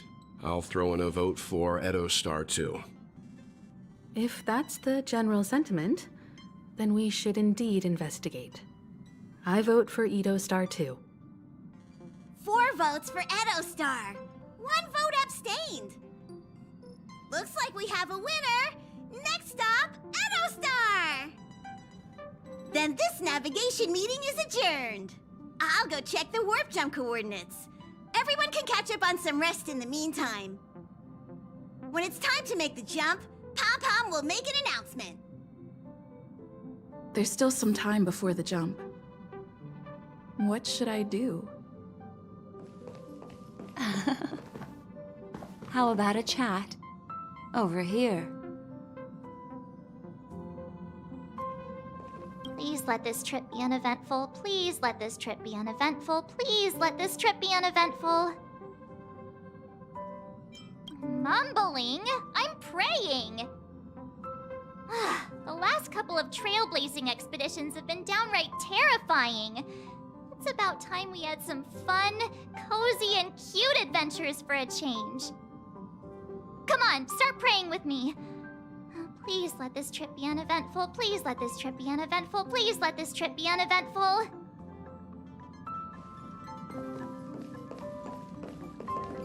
Huh. For some reason, I'm suddenly stricken by the feeling that we haven't crossed paths in quite some time. Perhaps the joy of reuniting after a long time can also be considered just another part of the trailblaze.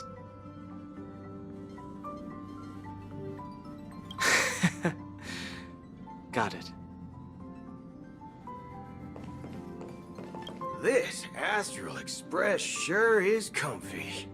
But I got one tiny problem with it. How come there ain't no potent drinks on this ride?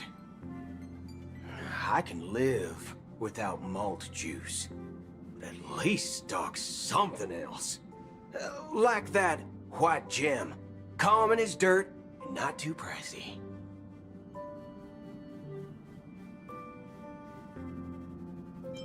Oh, well, that's different kind of strong. Ha!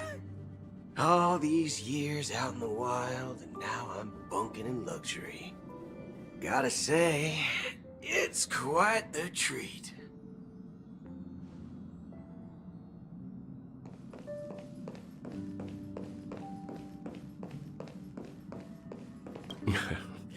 You're fast becoming an excellent trailblazer.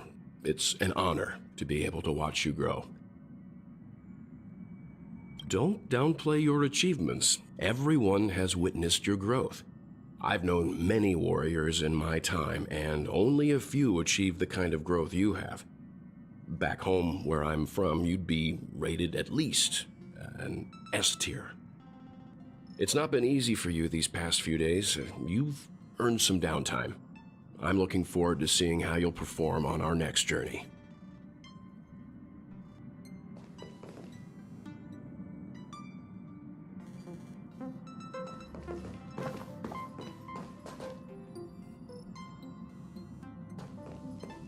Come to think of it, this trip to Penacony was the first time we trailblazed together, wasn't it? Don't worry. We'll have plenty of time to spend together on the Express, so there'll definitely be more chances for adventures like this. Turn in early today. You've really been pushing yourself hard recently.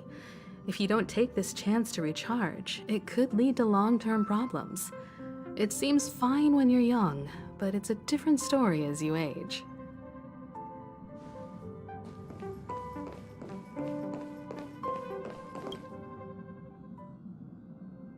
Oh, you're here. Seeing your reflection among the stars in the porthole really does seem somewhat surreal. How about it? This journey of beautiful dreams. Was it to your liking?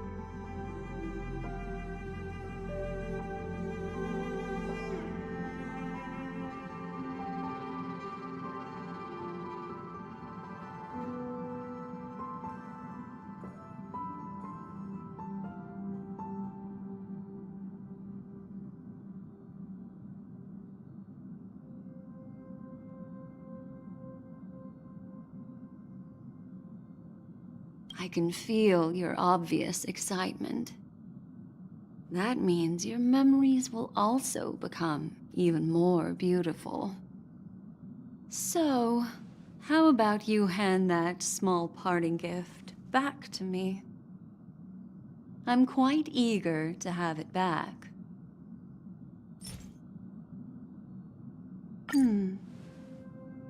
Oh?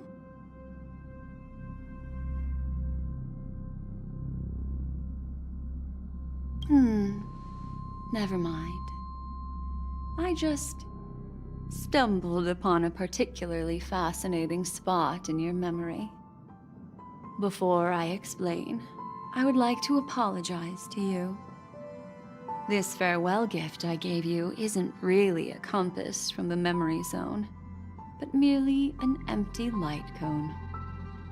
Remember when we entered the hotel in the dreamscape for the first time, and I procured a few trinkets from your companions?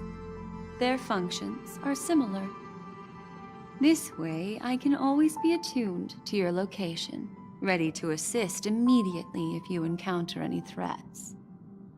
But this is not its most intrinsic function. Light cones are slices of light used to encapsulate solidified phenomena. This empty light cone is the same. It can etch your memories in their most vivid form, and then allow me to admire and manipulate them, turning them into unique mementos. All the world is born from the power of mind and soul, and that power is memory. To prevent ourselves from being forgotten by the world, we must make the world remember us, or use our memories to recreate it. Life, seemingly vast, offers but a scant collection of impactful memories. Some joyful, some sorrowful, some light, some heavy. But you are different. Memory is a reflection of the future. Within that reflection, I see your unparalleled worth. You have the power to craft memories that can captivate the world. Your memory can illuminate the universe's future path. And that memory will be as scintillating as the star clusters you see in this porthole.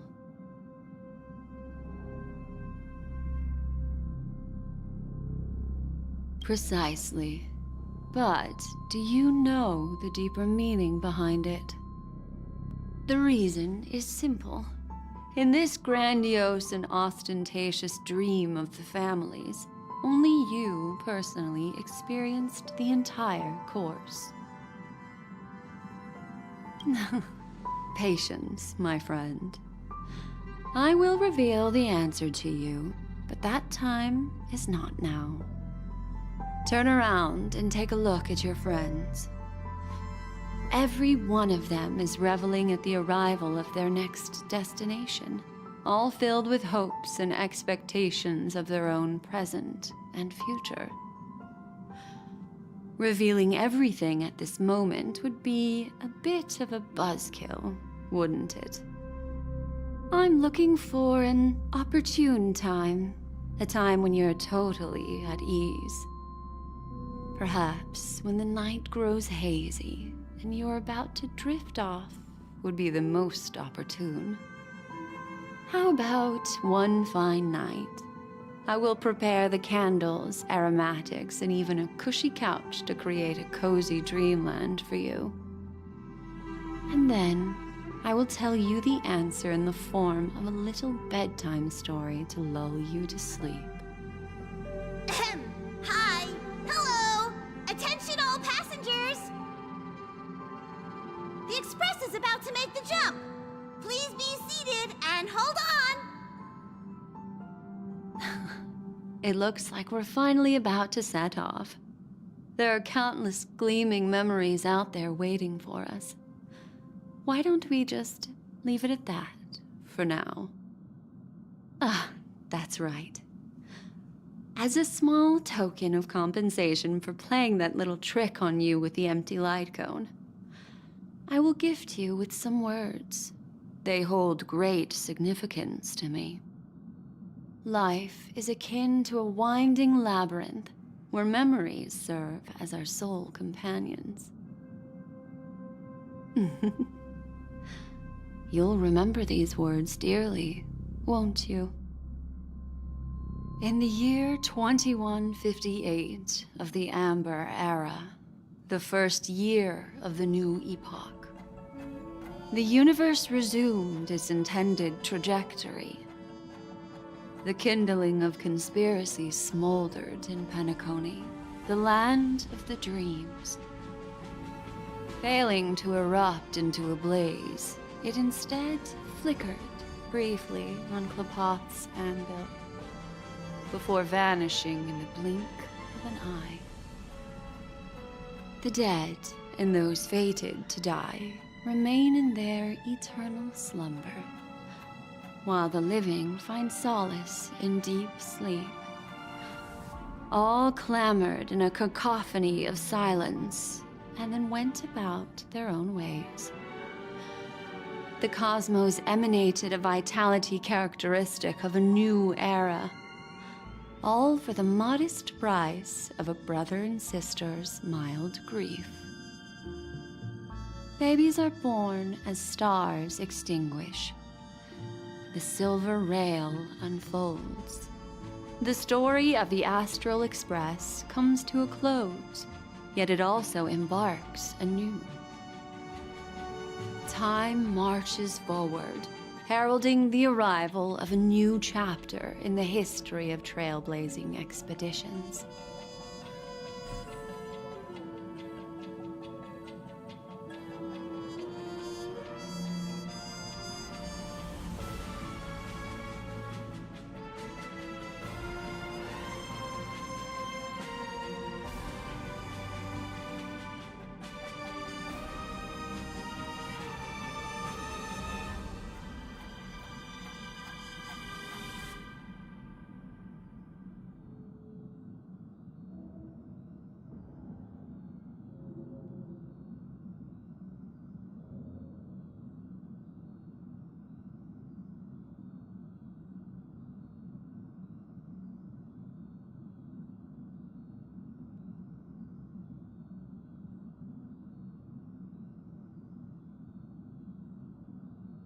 Countless shooting stars streak the sky tonight.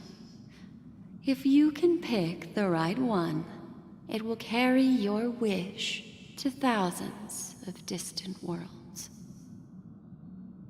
You're feeling very relaxed now, aren't you? So, then, it's time to tell you a little bedtime story. Well, let's start with a conclusion. The crew was defeated in the battle against Sunday. Everyone in Penacony failed, and no one survived. But don't panic. The truth, as horrifying as it may be, is not yet irreversible. There's still a glimmer of hope, and that's why I'm here. Next, I'll use this empty light cone that carries all your memories to relive everything that happened before. And when this story reaches its end, I'm sure someone as clever as you will notice that. There's a major flaw in the story you have experienced, yet within that flaw lies a glimmer of hope. Are you ready for it? Do you remember everything? When the clock turned back, the Express started a warp jump, sending you to a strange dream. You were bewildered back then, and then a Galaxy Ranger named Acheron showed you a way out. When you arrived at the Reverie Hotel, you met the doorman Misha and had a confrontation with Aventurine, an IPC representative. Thankfully, Acheron appeared again and helped you. After that, you saved Firefly and explored Penacony together. During the tour, you ran into Sparkle disguised as Sampo and accidentally entered a child's dream. There, I rescued both of you from death, but Firefly didn't return to reality.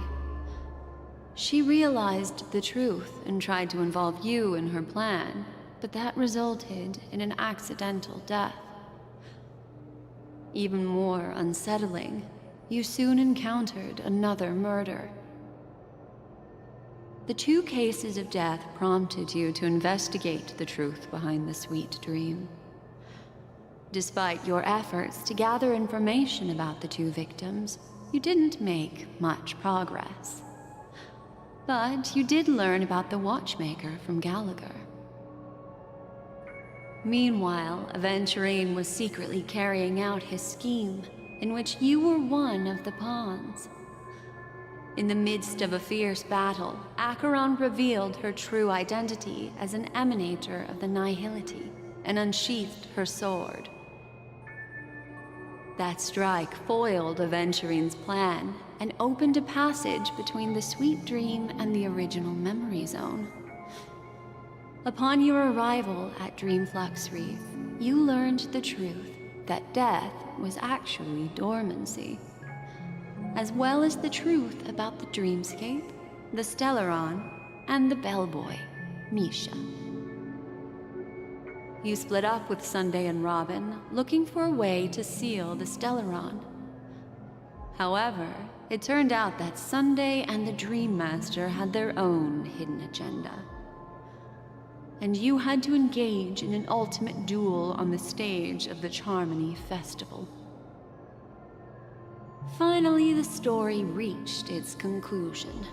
You emerged victorious, with the Trailblaze triumphing over the Order, and Penacony embracing a bright and peaceful future.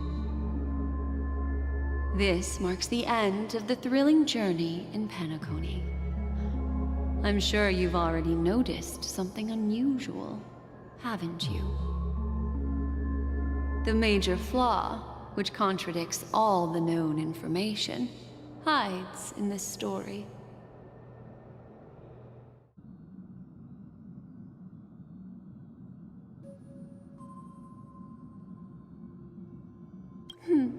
Little Misha. Or should I call him the Watchmaker? He's only a segment of memory in a dream bubble, but his ambition for the Trailblaze led him to leave the bubble and embark on a grand adventure in Penacony. While Misha is a rather special memory zone meme, and he was granted power by the Trailblaze, there's still one thing that he shouldn't be able to do. A life born in the memory zone could never manifest in reality. So, why did he appear in the Reverie Hotel in reality? The answer is simple. He is the one fatal variable that contradicts all our known information. This means that you, who wholeheartedly believe in this memory, are still trapped in the dreamscape at this very moment. Wake up, sleepyhead. Break free from this eternal dream and return to the real world. We'll find our answers there. The train is about to make the jump. 5, 4, 3, 2.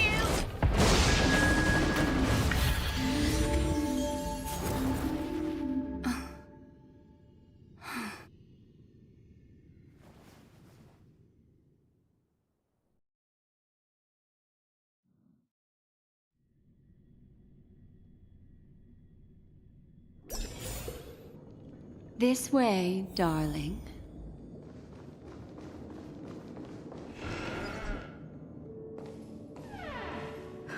Not another one.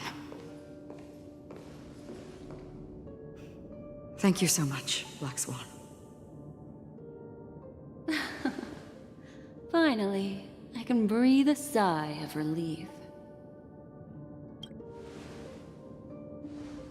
I understand you must be confused, and will do our best to shed light on the situation. However, before that, it's essential to know that this place is the rift between dream and reality. A place reserved only for those who have awakened from Enna's dream. Do you remember Sunday's ambitious plan? He intended to harness the power of the Stellaron, the collective will of over 100,000 Oak family members, and the desires of everyone in Penacony to usurp the Harmony and restore the Order. Unfortunately, it didn't stop there. From the early days of our journey into Asdana, we were already affected by the Stellaron. That strange dreamscape where we met. Maybe it was a sign that your thoughts were beginning to drift away. I don't think the goal of the Order was to put everyone into a deep sleep. Quite the contrary. They used the Stellaron to catalyze the leakage of Asdana's memoria into the material world, allowing the dreamscape to blend with reality. And that included a lot of memoria from the Beyond the Sky Choir.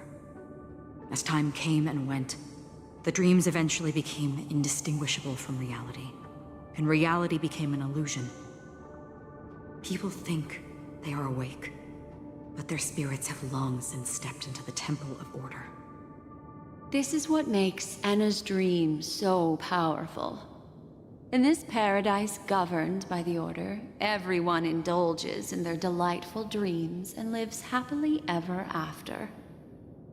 I believe what you experienced in the sweet dream, except for that flaw, was real. Only in this way could you reach the destination, lifting the crisis in Penacony and embarking on your next trailblazing expedition. If it wasn't for Acheron's plan, we might have been trapped in this dream forever. Fortunately, while the path of the Order governs all things, it can't affect the Nihility. I came to realize this when the Dream Master tried to expel me at any cost. This is also why you felt a sense of peculiarity when traveling with her. Well, I'm not as fortunate as she is. Even if I'm a memo keeper, I was still influenced by the power of the Order and fell into hallucinations. However, thanks to your memories, now we still have a chance to turn the tide. For mortals, even if they possess the great power of a path, they can't create a flawless world like gods do. That's why there was a flaw in your dream. In other words, once you have realized the world is not real, you'll have a chance to break free from the dream. The flaw in your dream lies within Misha, who could have never appeared in reality. When I turned the pages of your memories, I realized that I was in an illusion too.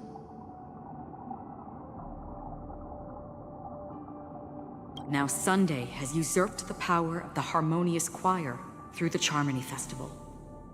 Asdana has thus fallen into Enna's dream, transforming everyone equally into the notes of the Aeon. Failure doesn't mean weakness. Only the strong can gather the will to resist the Order and try to break free. We still have a chance, though. To make it happen, please, Black Swan, guide us to those with a strong will. All right, please come with me. These people are... They're the ones who accept Enna's dream and indulge in their happy illusions. We have no means to wake them up now. Not even your clockwork will do the trick.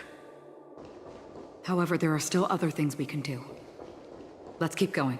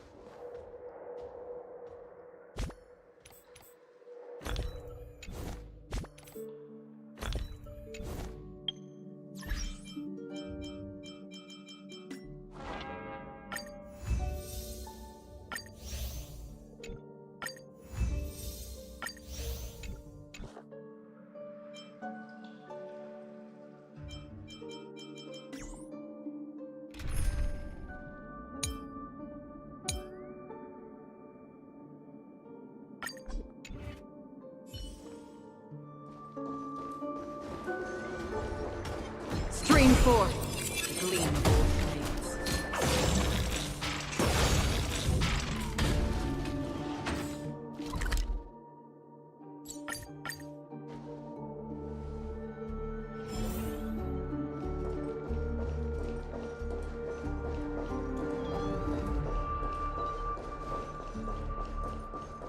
Here we are. It's... Robin?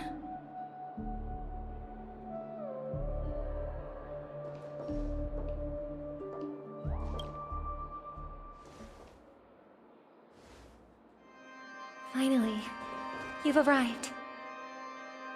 Let me introduce you to Robin. She woke up from Anna's dream by her own will, and it's this tough lady who led us here with her song. I woke up for the same reason as all of you. In the dream, I experienced something that could never occur in reality. Are we going to lock it up in a cage? I want to see it fly freely in the sky. Without us, this bird would be too fragile to survive on its own. Do you want it to die? No, but... Then let's take care of it together until it can return to the sky. Huh? Birds have wings because they're meant to fly. Even if they may crash on the ground one day, they shouldn't be trapped in a cage. Birds belong to the sky, so we should help them return there, right? The illusion was so impossibly blissful that I realized it was just a dream. And this is our final hope. Anna's dream is founded upon the harmonious choir, namely everyone's shared wishes. It will only materialize once the aspirations of all beings in Penacony merge as one. At present, it has become impervious due to people's desire to remain slumbering within the dream. And in order to destroy it, we must make everyone in Penacony want to wake up. Now comes the tricky part. How do we do it?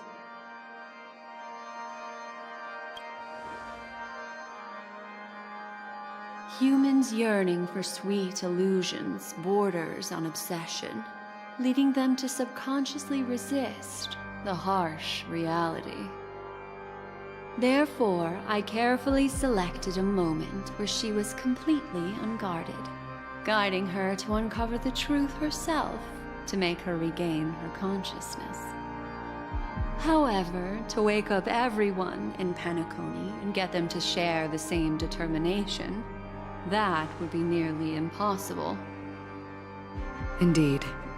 I'm afraid it's almost as difficult as resurrecting an Eon. But we can't just stay here and do nothing.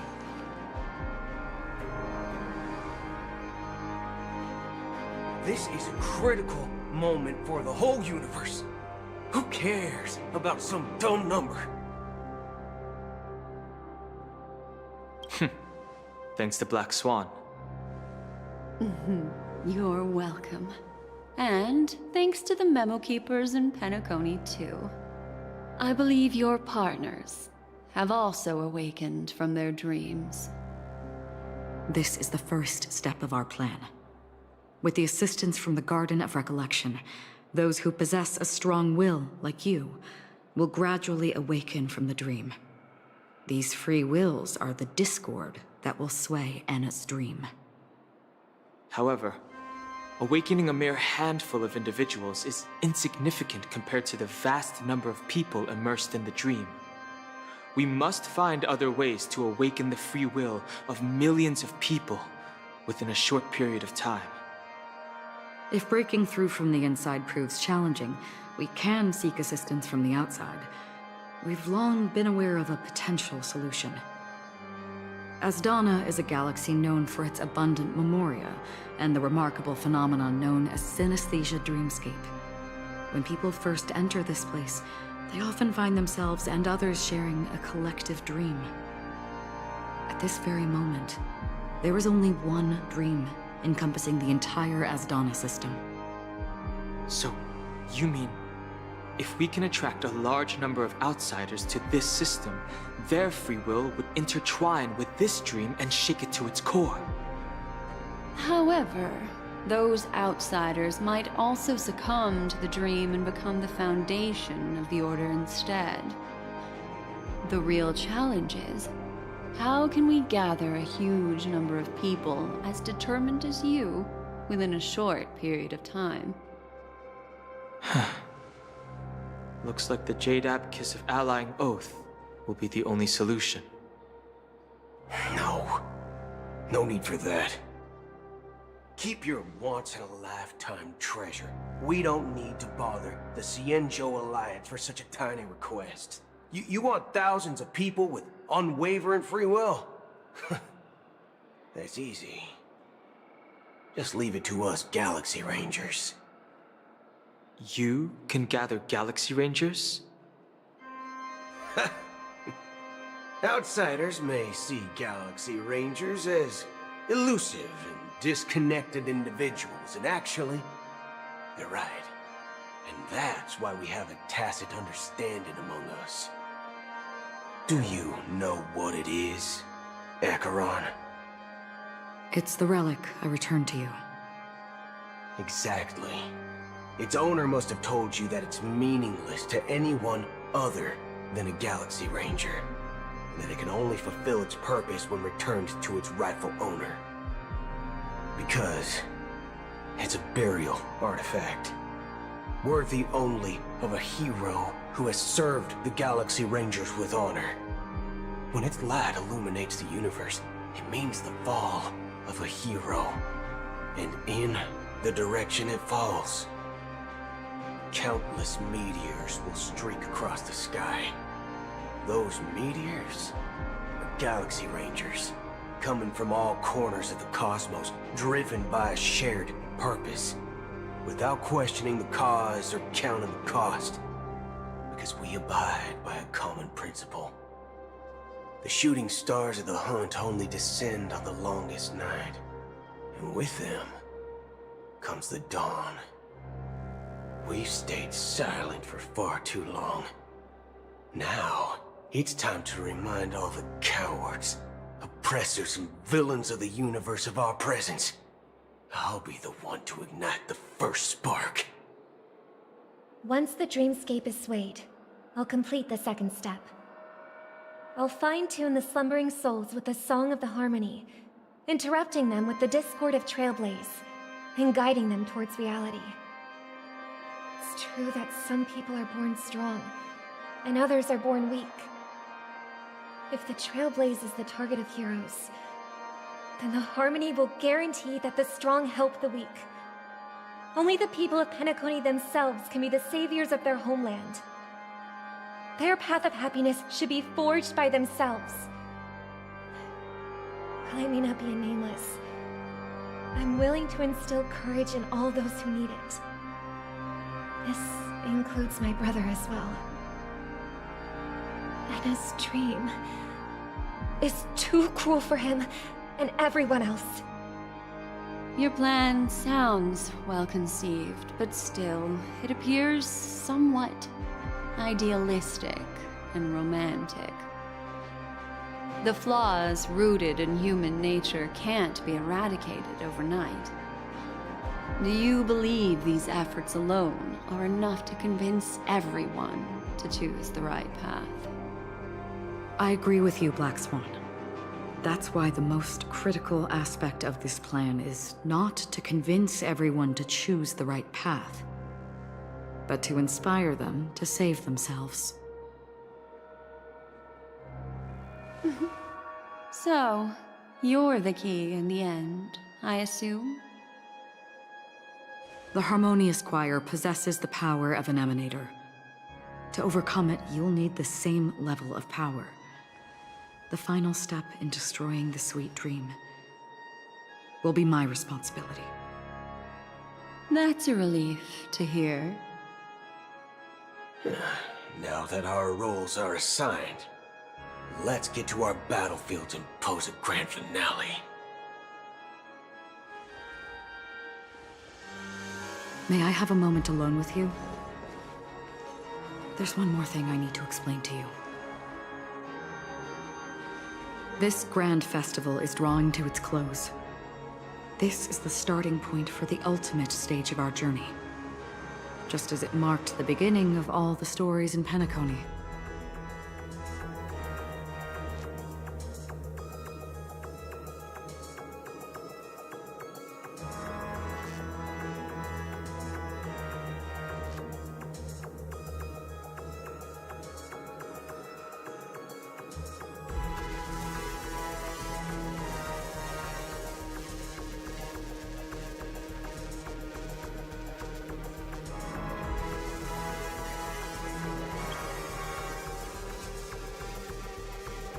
I have faith in you.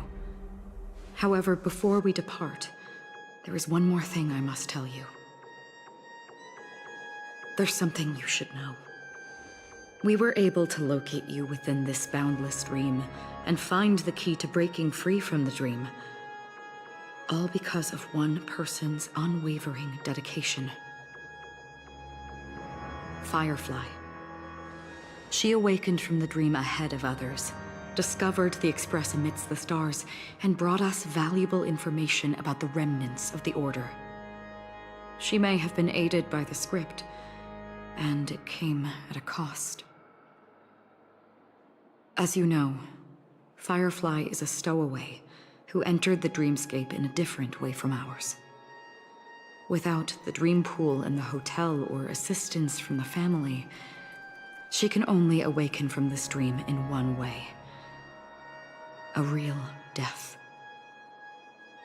We mustn't fail her determination. I'm not implying that we must win this fight no matter what, but our resolve should match that of that courageous lady. Are you ready?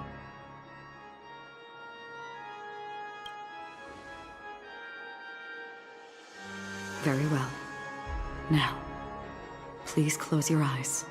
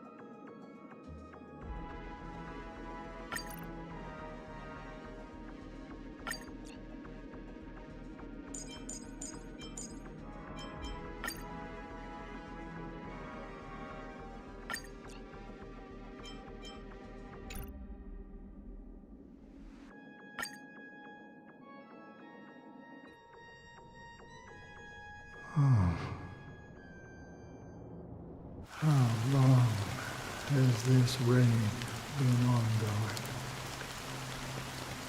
If I remember correctly, it has lasted for decades, or even centuries.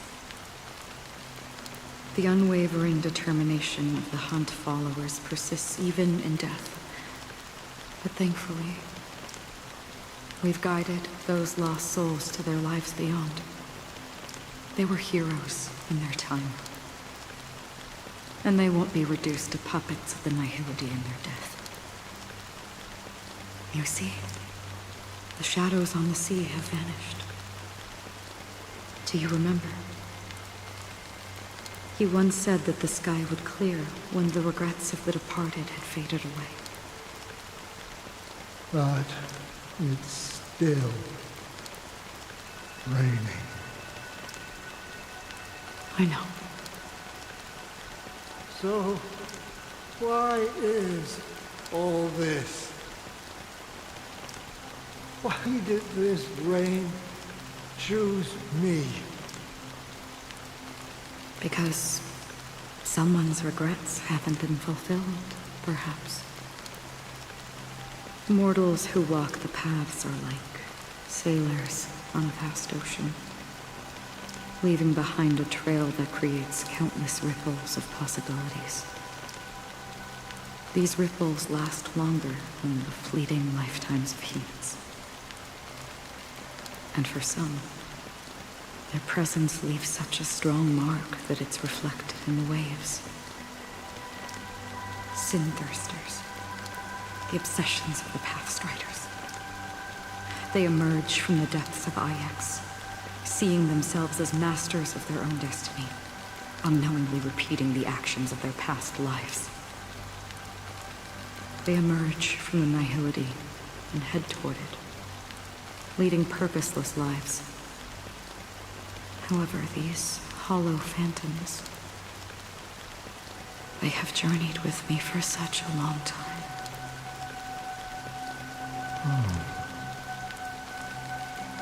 So this is how it is.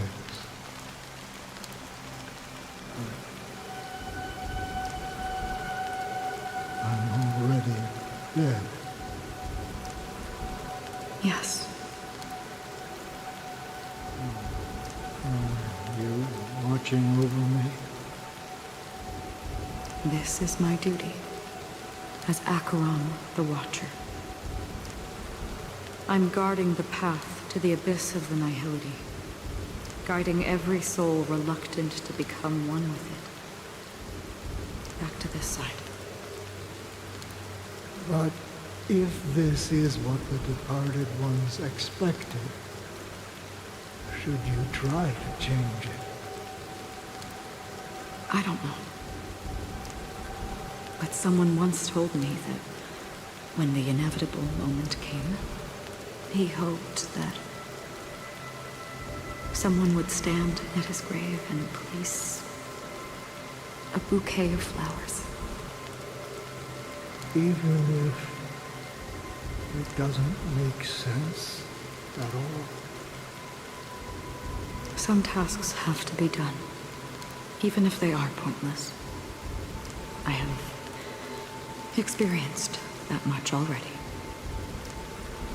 Please extend your hand and then close your eyes. I'll carry your wish with me and fulfill it.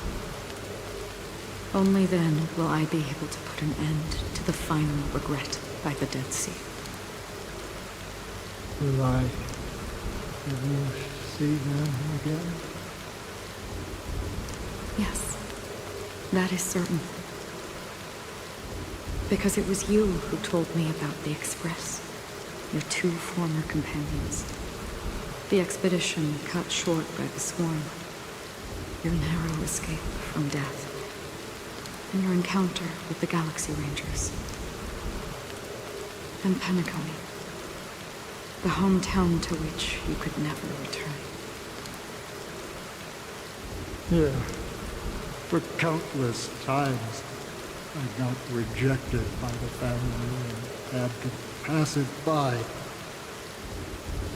But I knew that my companion was still there.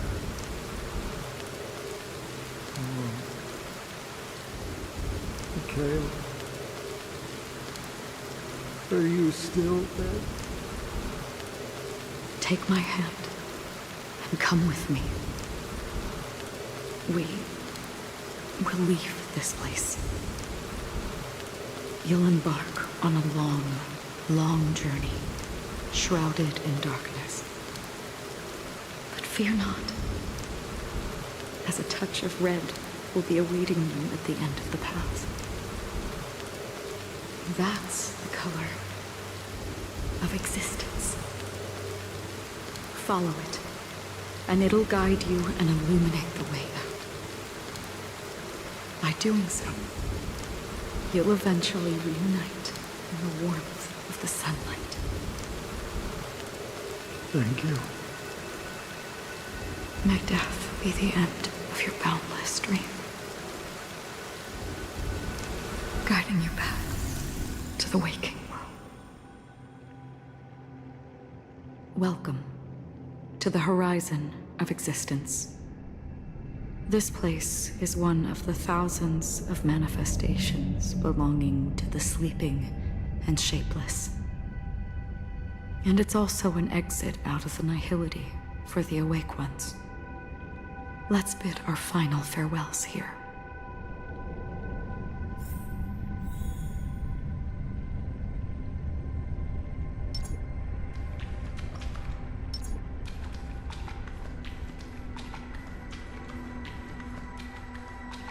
Always distinguish between reality and imagination. All right, Gray.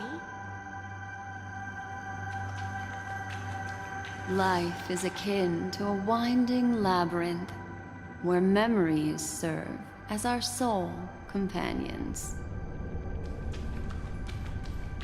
May your schemes be forever concealed. Anna's dream is too cruel for him and everyone else. To the imperfect tomorrow.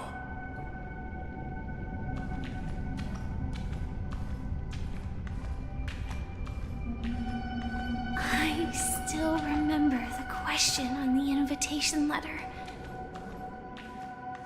Why does life slumber?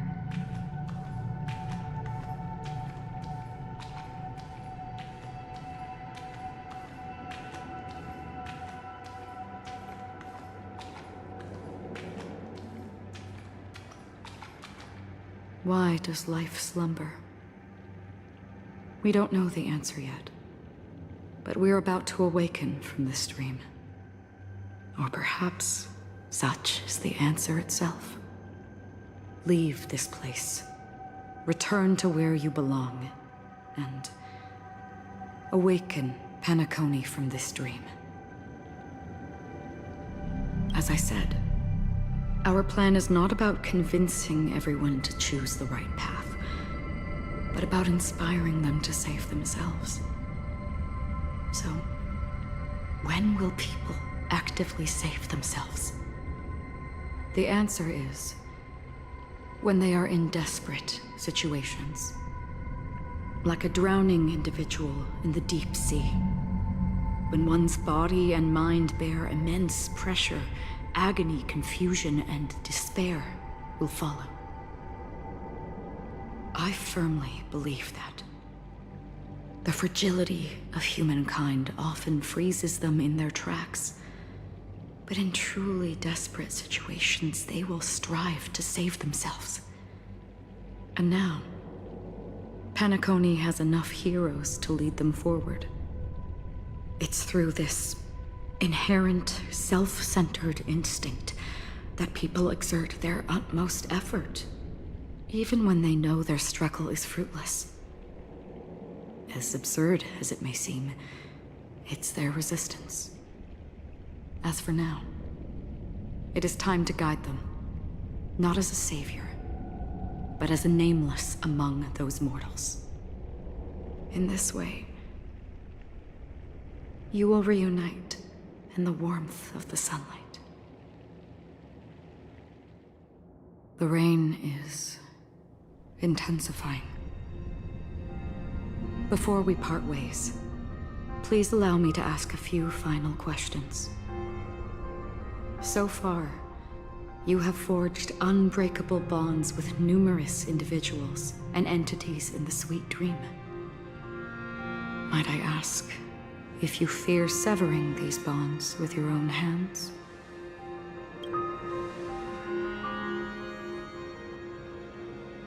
If there is a vast, lifelike dreamland that is virtually indistinguishable from reality, a realm without death, where everyone can attain the happiness and fulfillment they deserve, living blissfully ever after, I would ask, would you wish to stay?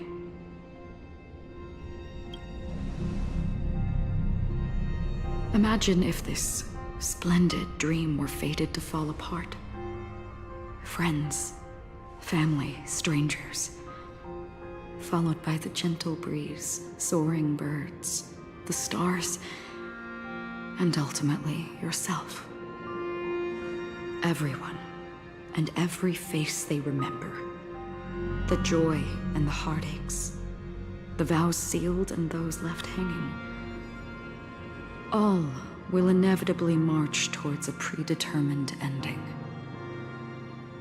If you had grasped the journey's finale right from its inception, I would ask, would you still embark on this journey?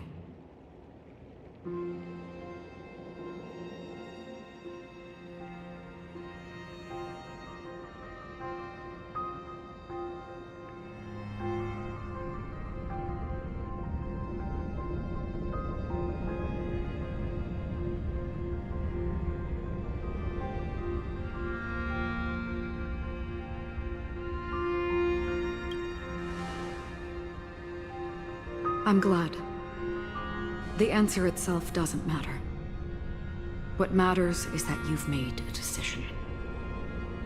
Listen, touch, and ponder. And therein lies the sensation. Cherish it, because that's what makes us exist. Such is the only answer humans can offer when facing the nihility. If the nihility represents the primal fear of life, rendering any lofty convictions insignificant under their imposing shadow, then behind this shadow, there must exist the most fervent source of light in the world.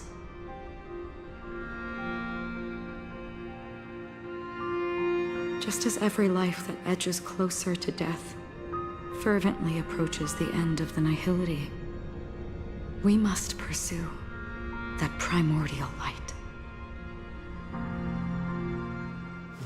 Don't you think you exist in the nihility? And you watch over others to depart it? Such a task is absurd and meaningless. Nevertheless, someone had to do it. As for the meaning you mentioned,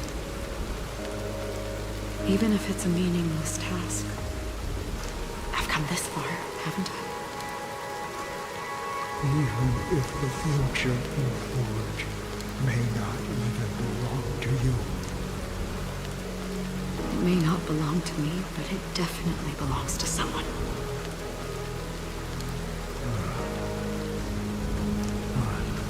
Hardships you must have experienced. In that case, allow me to do something meaningless too. Please, tell me your name.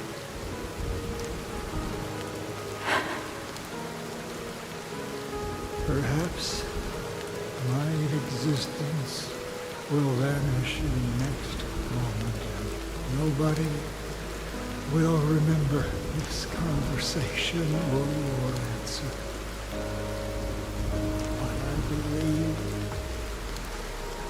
that your name should be remembered. And this universe will remember it as well.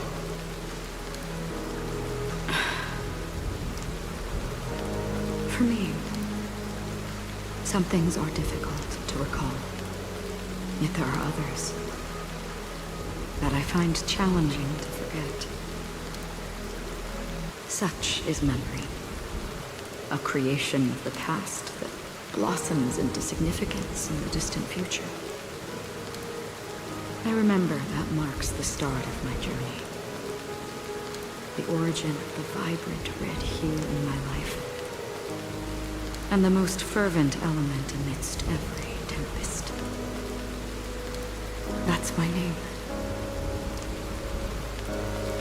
Raiden Ozenmori May.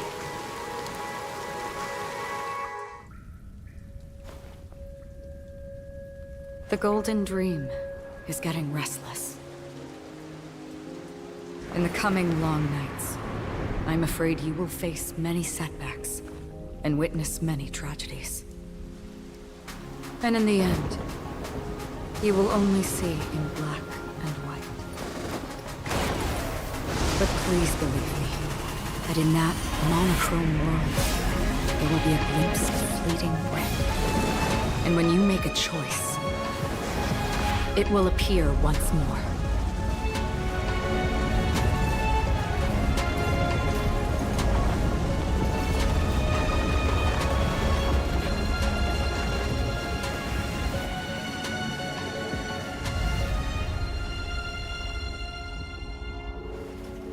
What you must do is ponder its significance, then return to the waking world.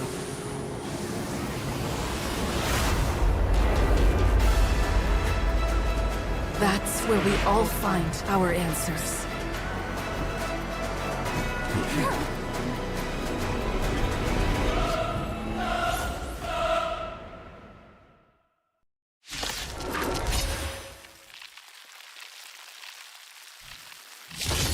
Have you broken free from the dream of order? We've done enough sleeping already. Let's show them a wake-up call. Listen to our song. It's on me. No dirty tricks, alright? Still waters uplift. Destiny isn't.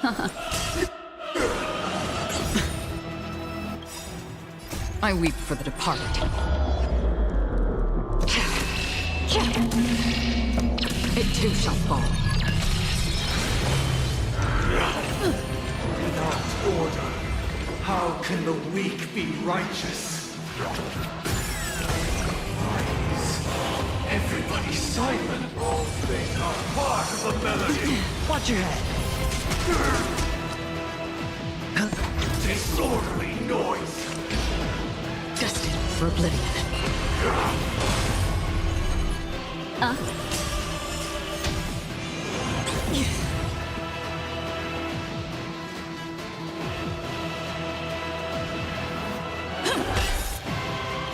Let's play our own. Let the show begin.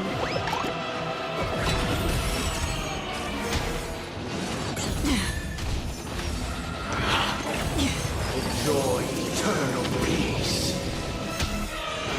Mind your manners.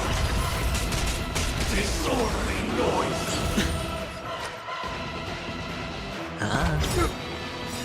The dice have been bust. Or maybe I'll take it off. Again. Destiny is apparent. Still waters uplift. I weep for the departed.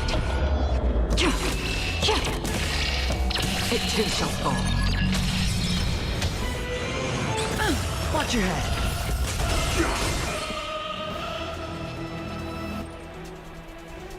Listen up. Disorderly noise. Oh, look to me.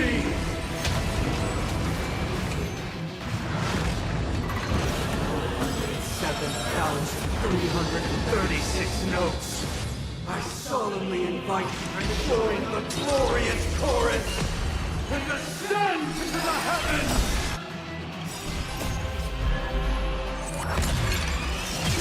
Now noisy.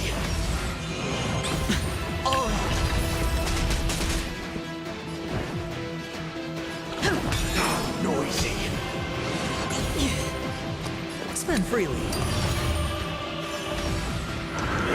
No dirty tricks. The truth, and you will.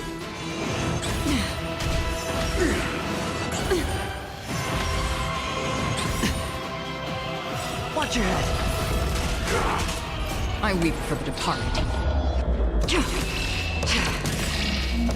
It too shall fall. Keep up with me.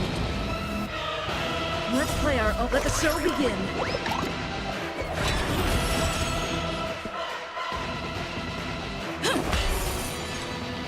Still waters uplift. Destiny isn't chosen.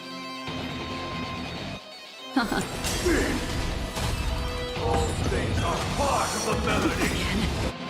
The dreamscape is indistinguishable from reality. Can it still be called an illusion?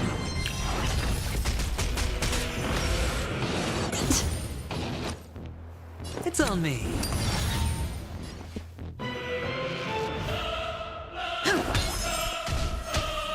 With this perfect melody I command, recreate paradise anew!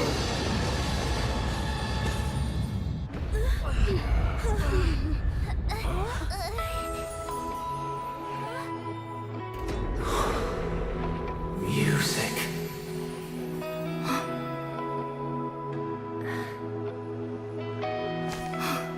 There seems to be another kind of sound coming into the Order's symphony.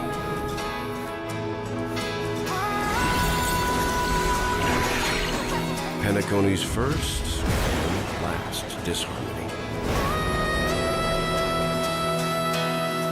Watch your head.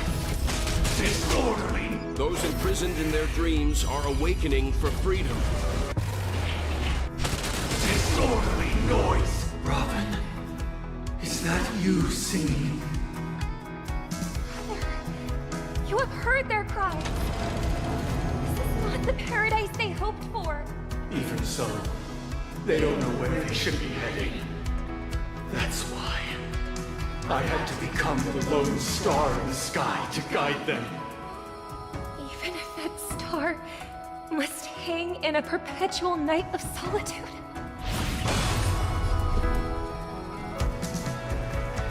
The dice have been cast. Bust. Or maybe I'll take it off. Memories are beneath the waters, lies an endless abyss. I weep for the departed. It too shall fall.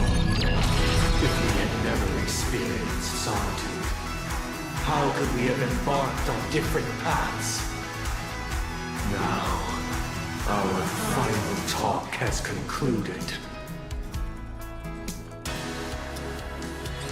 All the work of creation has been completed. The inevitable day has arrived. The embryo of philosophy will reshape for us all of reality.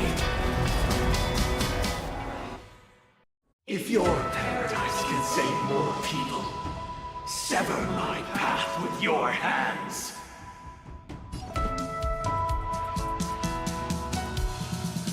Heads up, the wheels are spinning across the plains and valleys deep to dawn. The wheels that sing an unending dream. Heads up, the tracks are running across the plains where shadows hide. We run, we stride. Listen up! How insolent!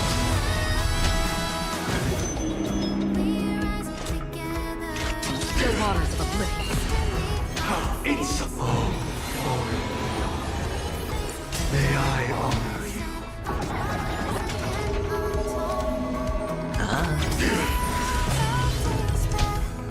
In this 7-day battle, I command you to heed my summon.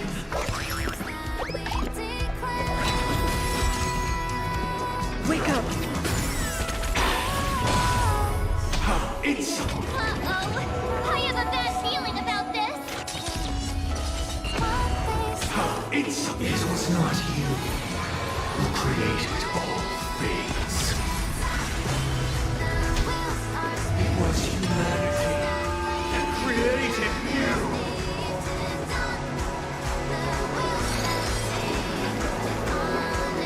Ill fate is said. Witness the will of the weak.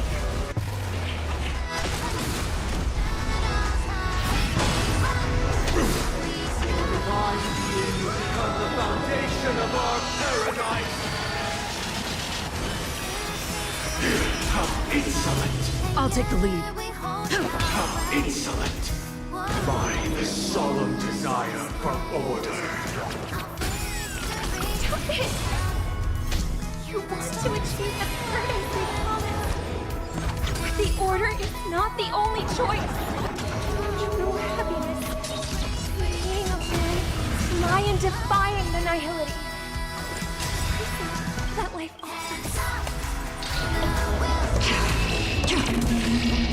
It too shall fall. The wheels that sing an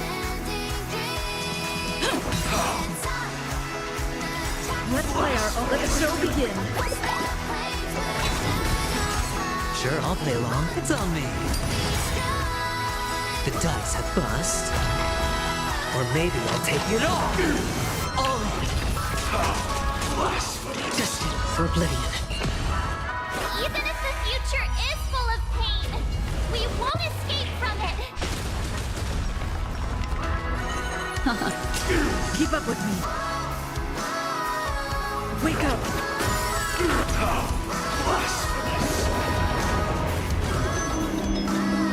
Hedge your bets. I swear on the calendar. Still waters of oblivion. I swear on words. I swear on vows.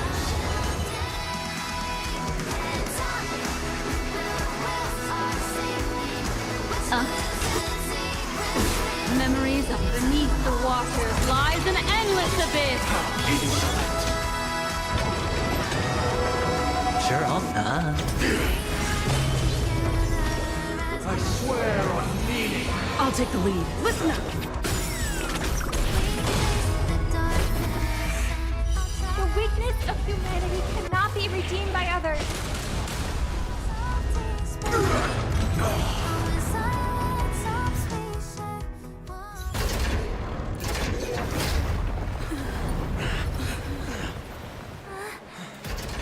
So, why does life slumber? Because someday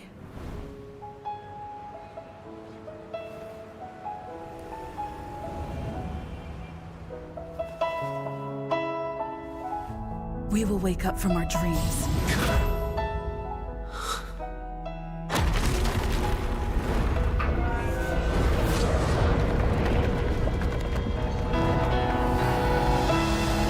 The night is still too short.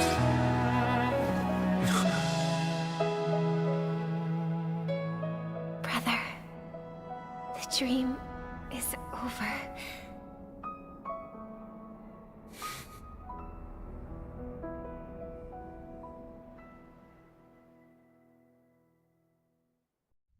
In the first year of the AE 2158, a fiery conspiracy erupted in the land of the dreams, but soon faded in chaos and destruction.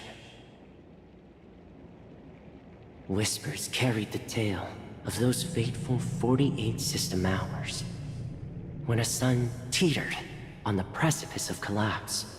A paradise stood on the brink of destruction, and a world was poised to surrender to its new master. Amidst it all, a body decayed, a pack of vultures gathered, and a brother and sister were doomed for eternal separation. And so, an eon succumbed to slumber once more. Some celebrated this fall, while others mourned. Among the insignificant witnesses, mere specks in the vast tapestry of the universe. It was said that this time, the Eon met their demise with dignity. As the cosmos bathed in the radiance of a pure dawn, a tempestuous storm brewed on the horizon. The chant of everything for the Amber Lord grew ever louder. Yet, no matter how one contemplated, time inexorably swings Klapot's colossal hammer in eternal cycles. The tale of the Astral Express reaches both its conclusion and a new beginning. Time marches forward, heralding the arrival of a new chapter in the history of trailblazing expeditions. Brother, do you think the stars will fade away? Where did that come all of a sudden? Because the constellation that looks like a bird. The Torrent Eagles. Looks a bit dim lately. It's the Torment Eagles. Don't worry, it's still there. It's located in the inner ring of Penacony and can only be seen when spring and summer overlap. As for the question you asked, I think stars do die, just like people. But do you know, sister? No star actually belongs to the present. The light we see from them is from a long time ago. Even after the stars perish, their light will travel millions of light years, spanning countless years, to illuminate the night sky of another world. In our paradise, I believe there will be a star like that, shining with the same light. Its radiance will last forever, and its name will be happiness. No, not just one star. We should have 2 stars. Or maybe even more. Yeah, you're right. It's a deal. It's a deal, then. This is our promise, and nothing will sway our ideals. Yeah, you bet.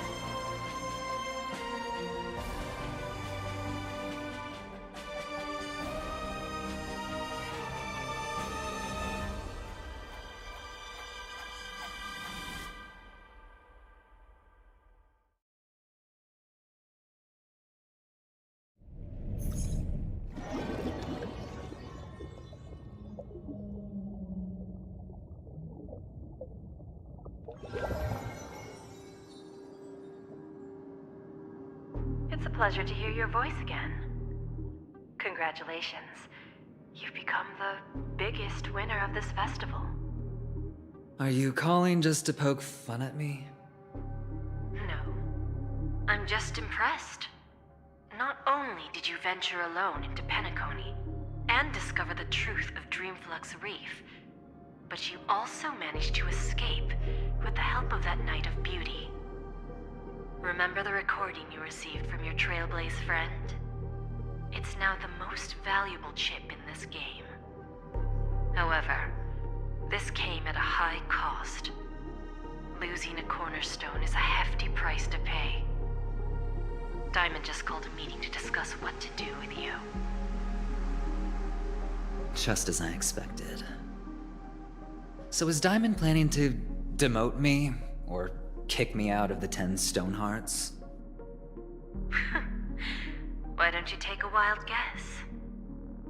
Well, alright. Then I'll guess. He's going to promote me to P46? Alright. What will you wager? Are we talking about a real bet here? I don't want to wager anything just to escape your clutches. But if it's just a friendly bet, I'll put on the line what I did when we first met. I'll bet my life, ma'am. Interesting. But since it's Diamond's call, no one can predict the outcome. I'm on my way to Penacony. Once everyone is settled, we'll return to Pier Point for the final showdown. Sounds like I'll be out of the action for a while. Finally, a chance to kick back and relax. Yeah. Leave everything to me and Topaz, child. Thanks to you, as soon as the Jade Stone was delivered to the family's compound, we finished up our preparations. The seeds we planted have taken root. Soon, it'll be time to reap the rewards. Huh?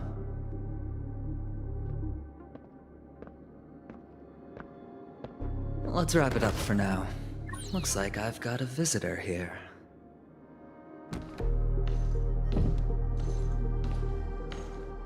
Oh, so many surprises today. Didn't expect a Galaxy Ranger and wanted criminal to show up here. One who managed to take out 2 IPC members under the noses of our fleet. Do you understand what that means?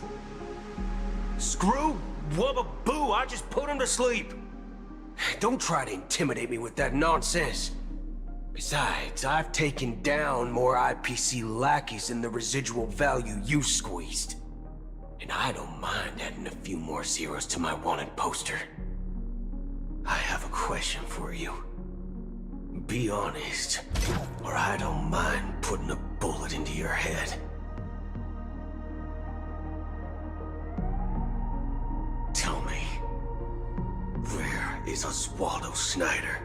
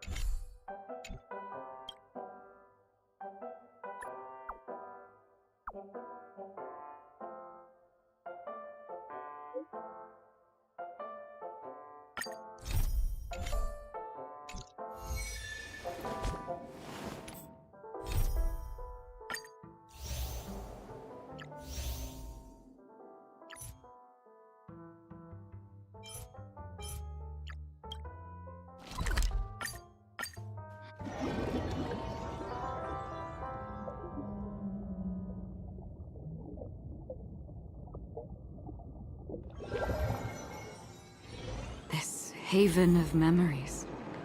Every touch, every moment is like a thorned rose.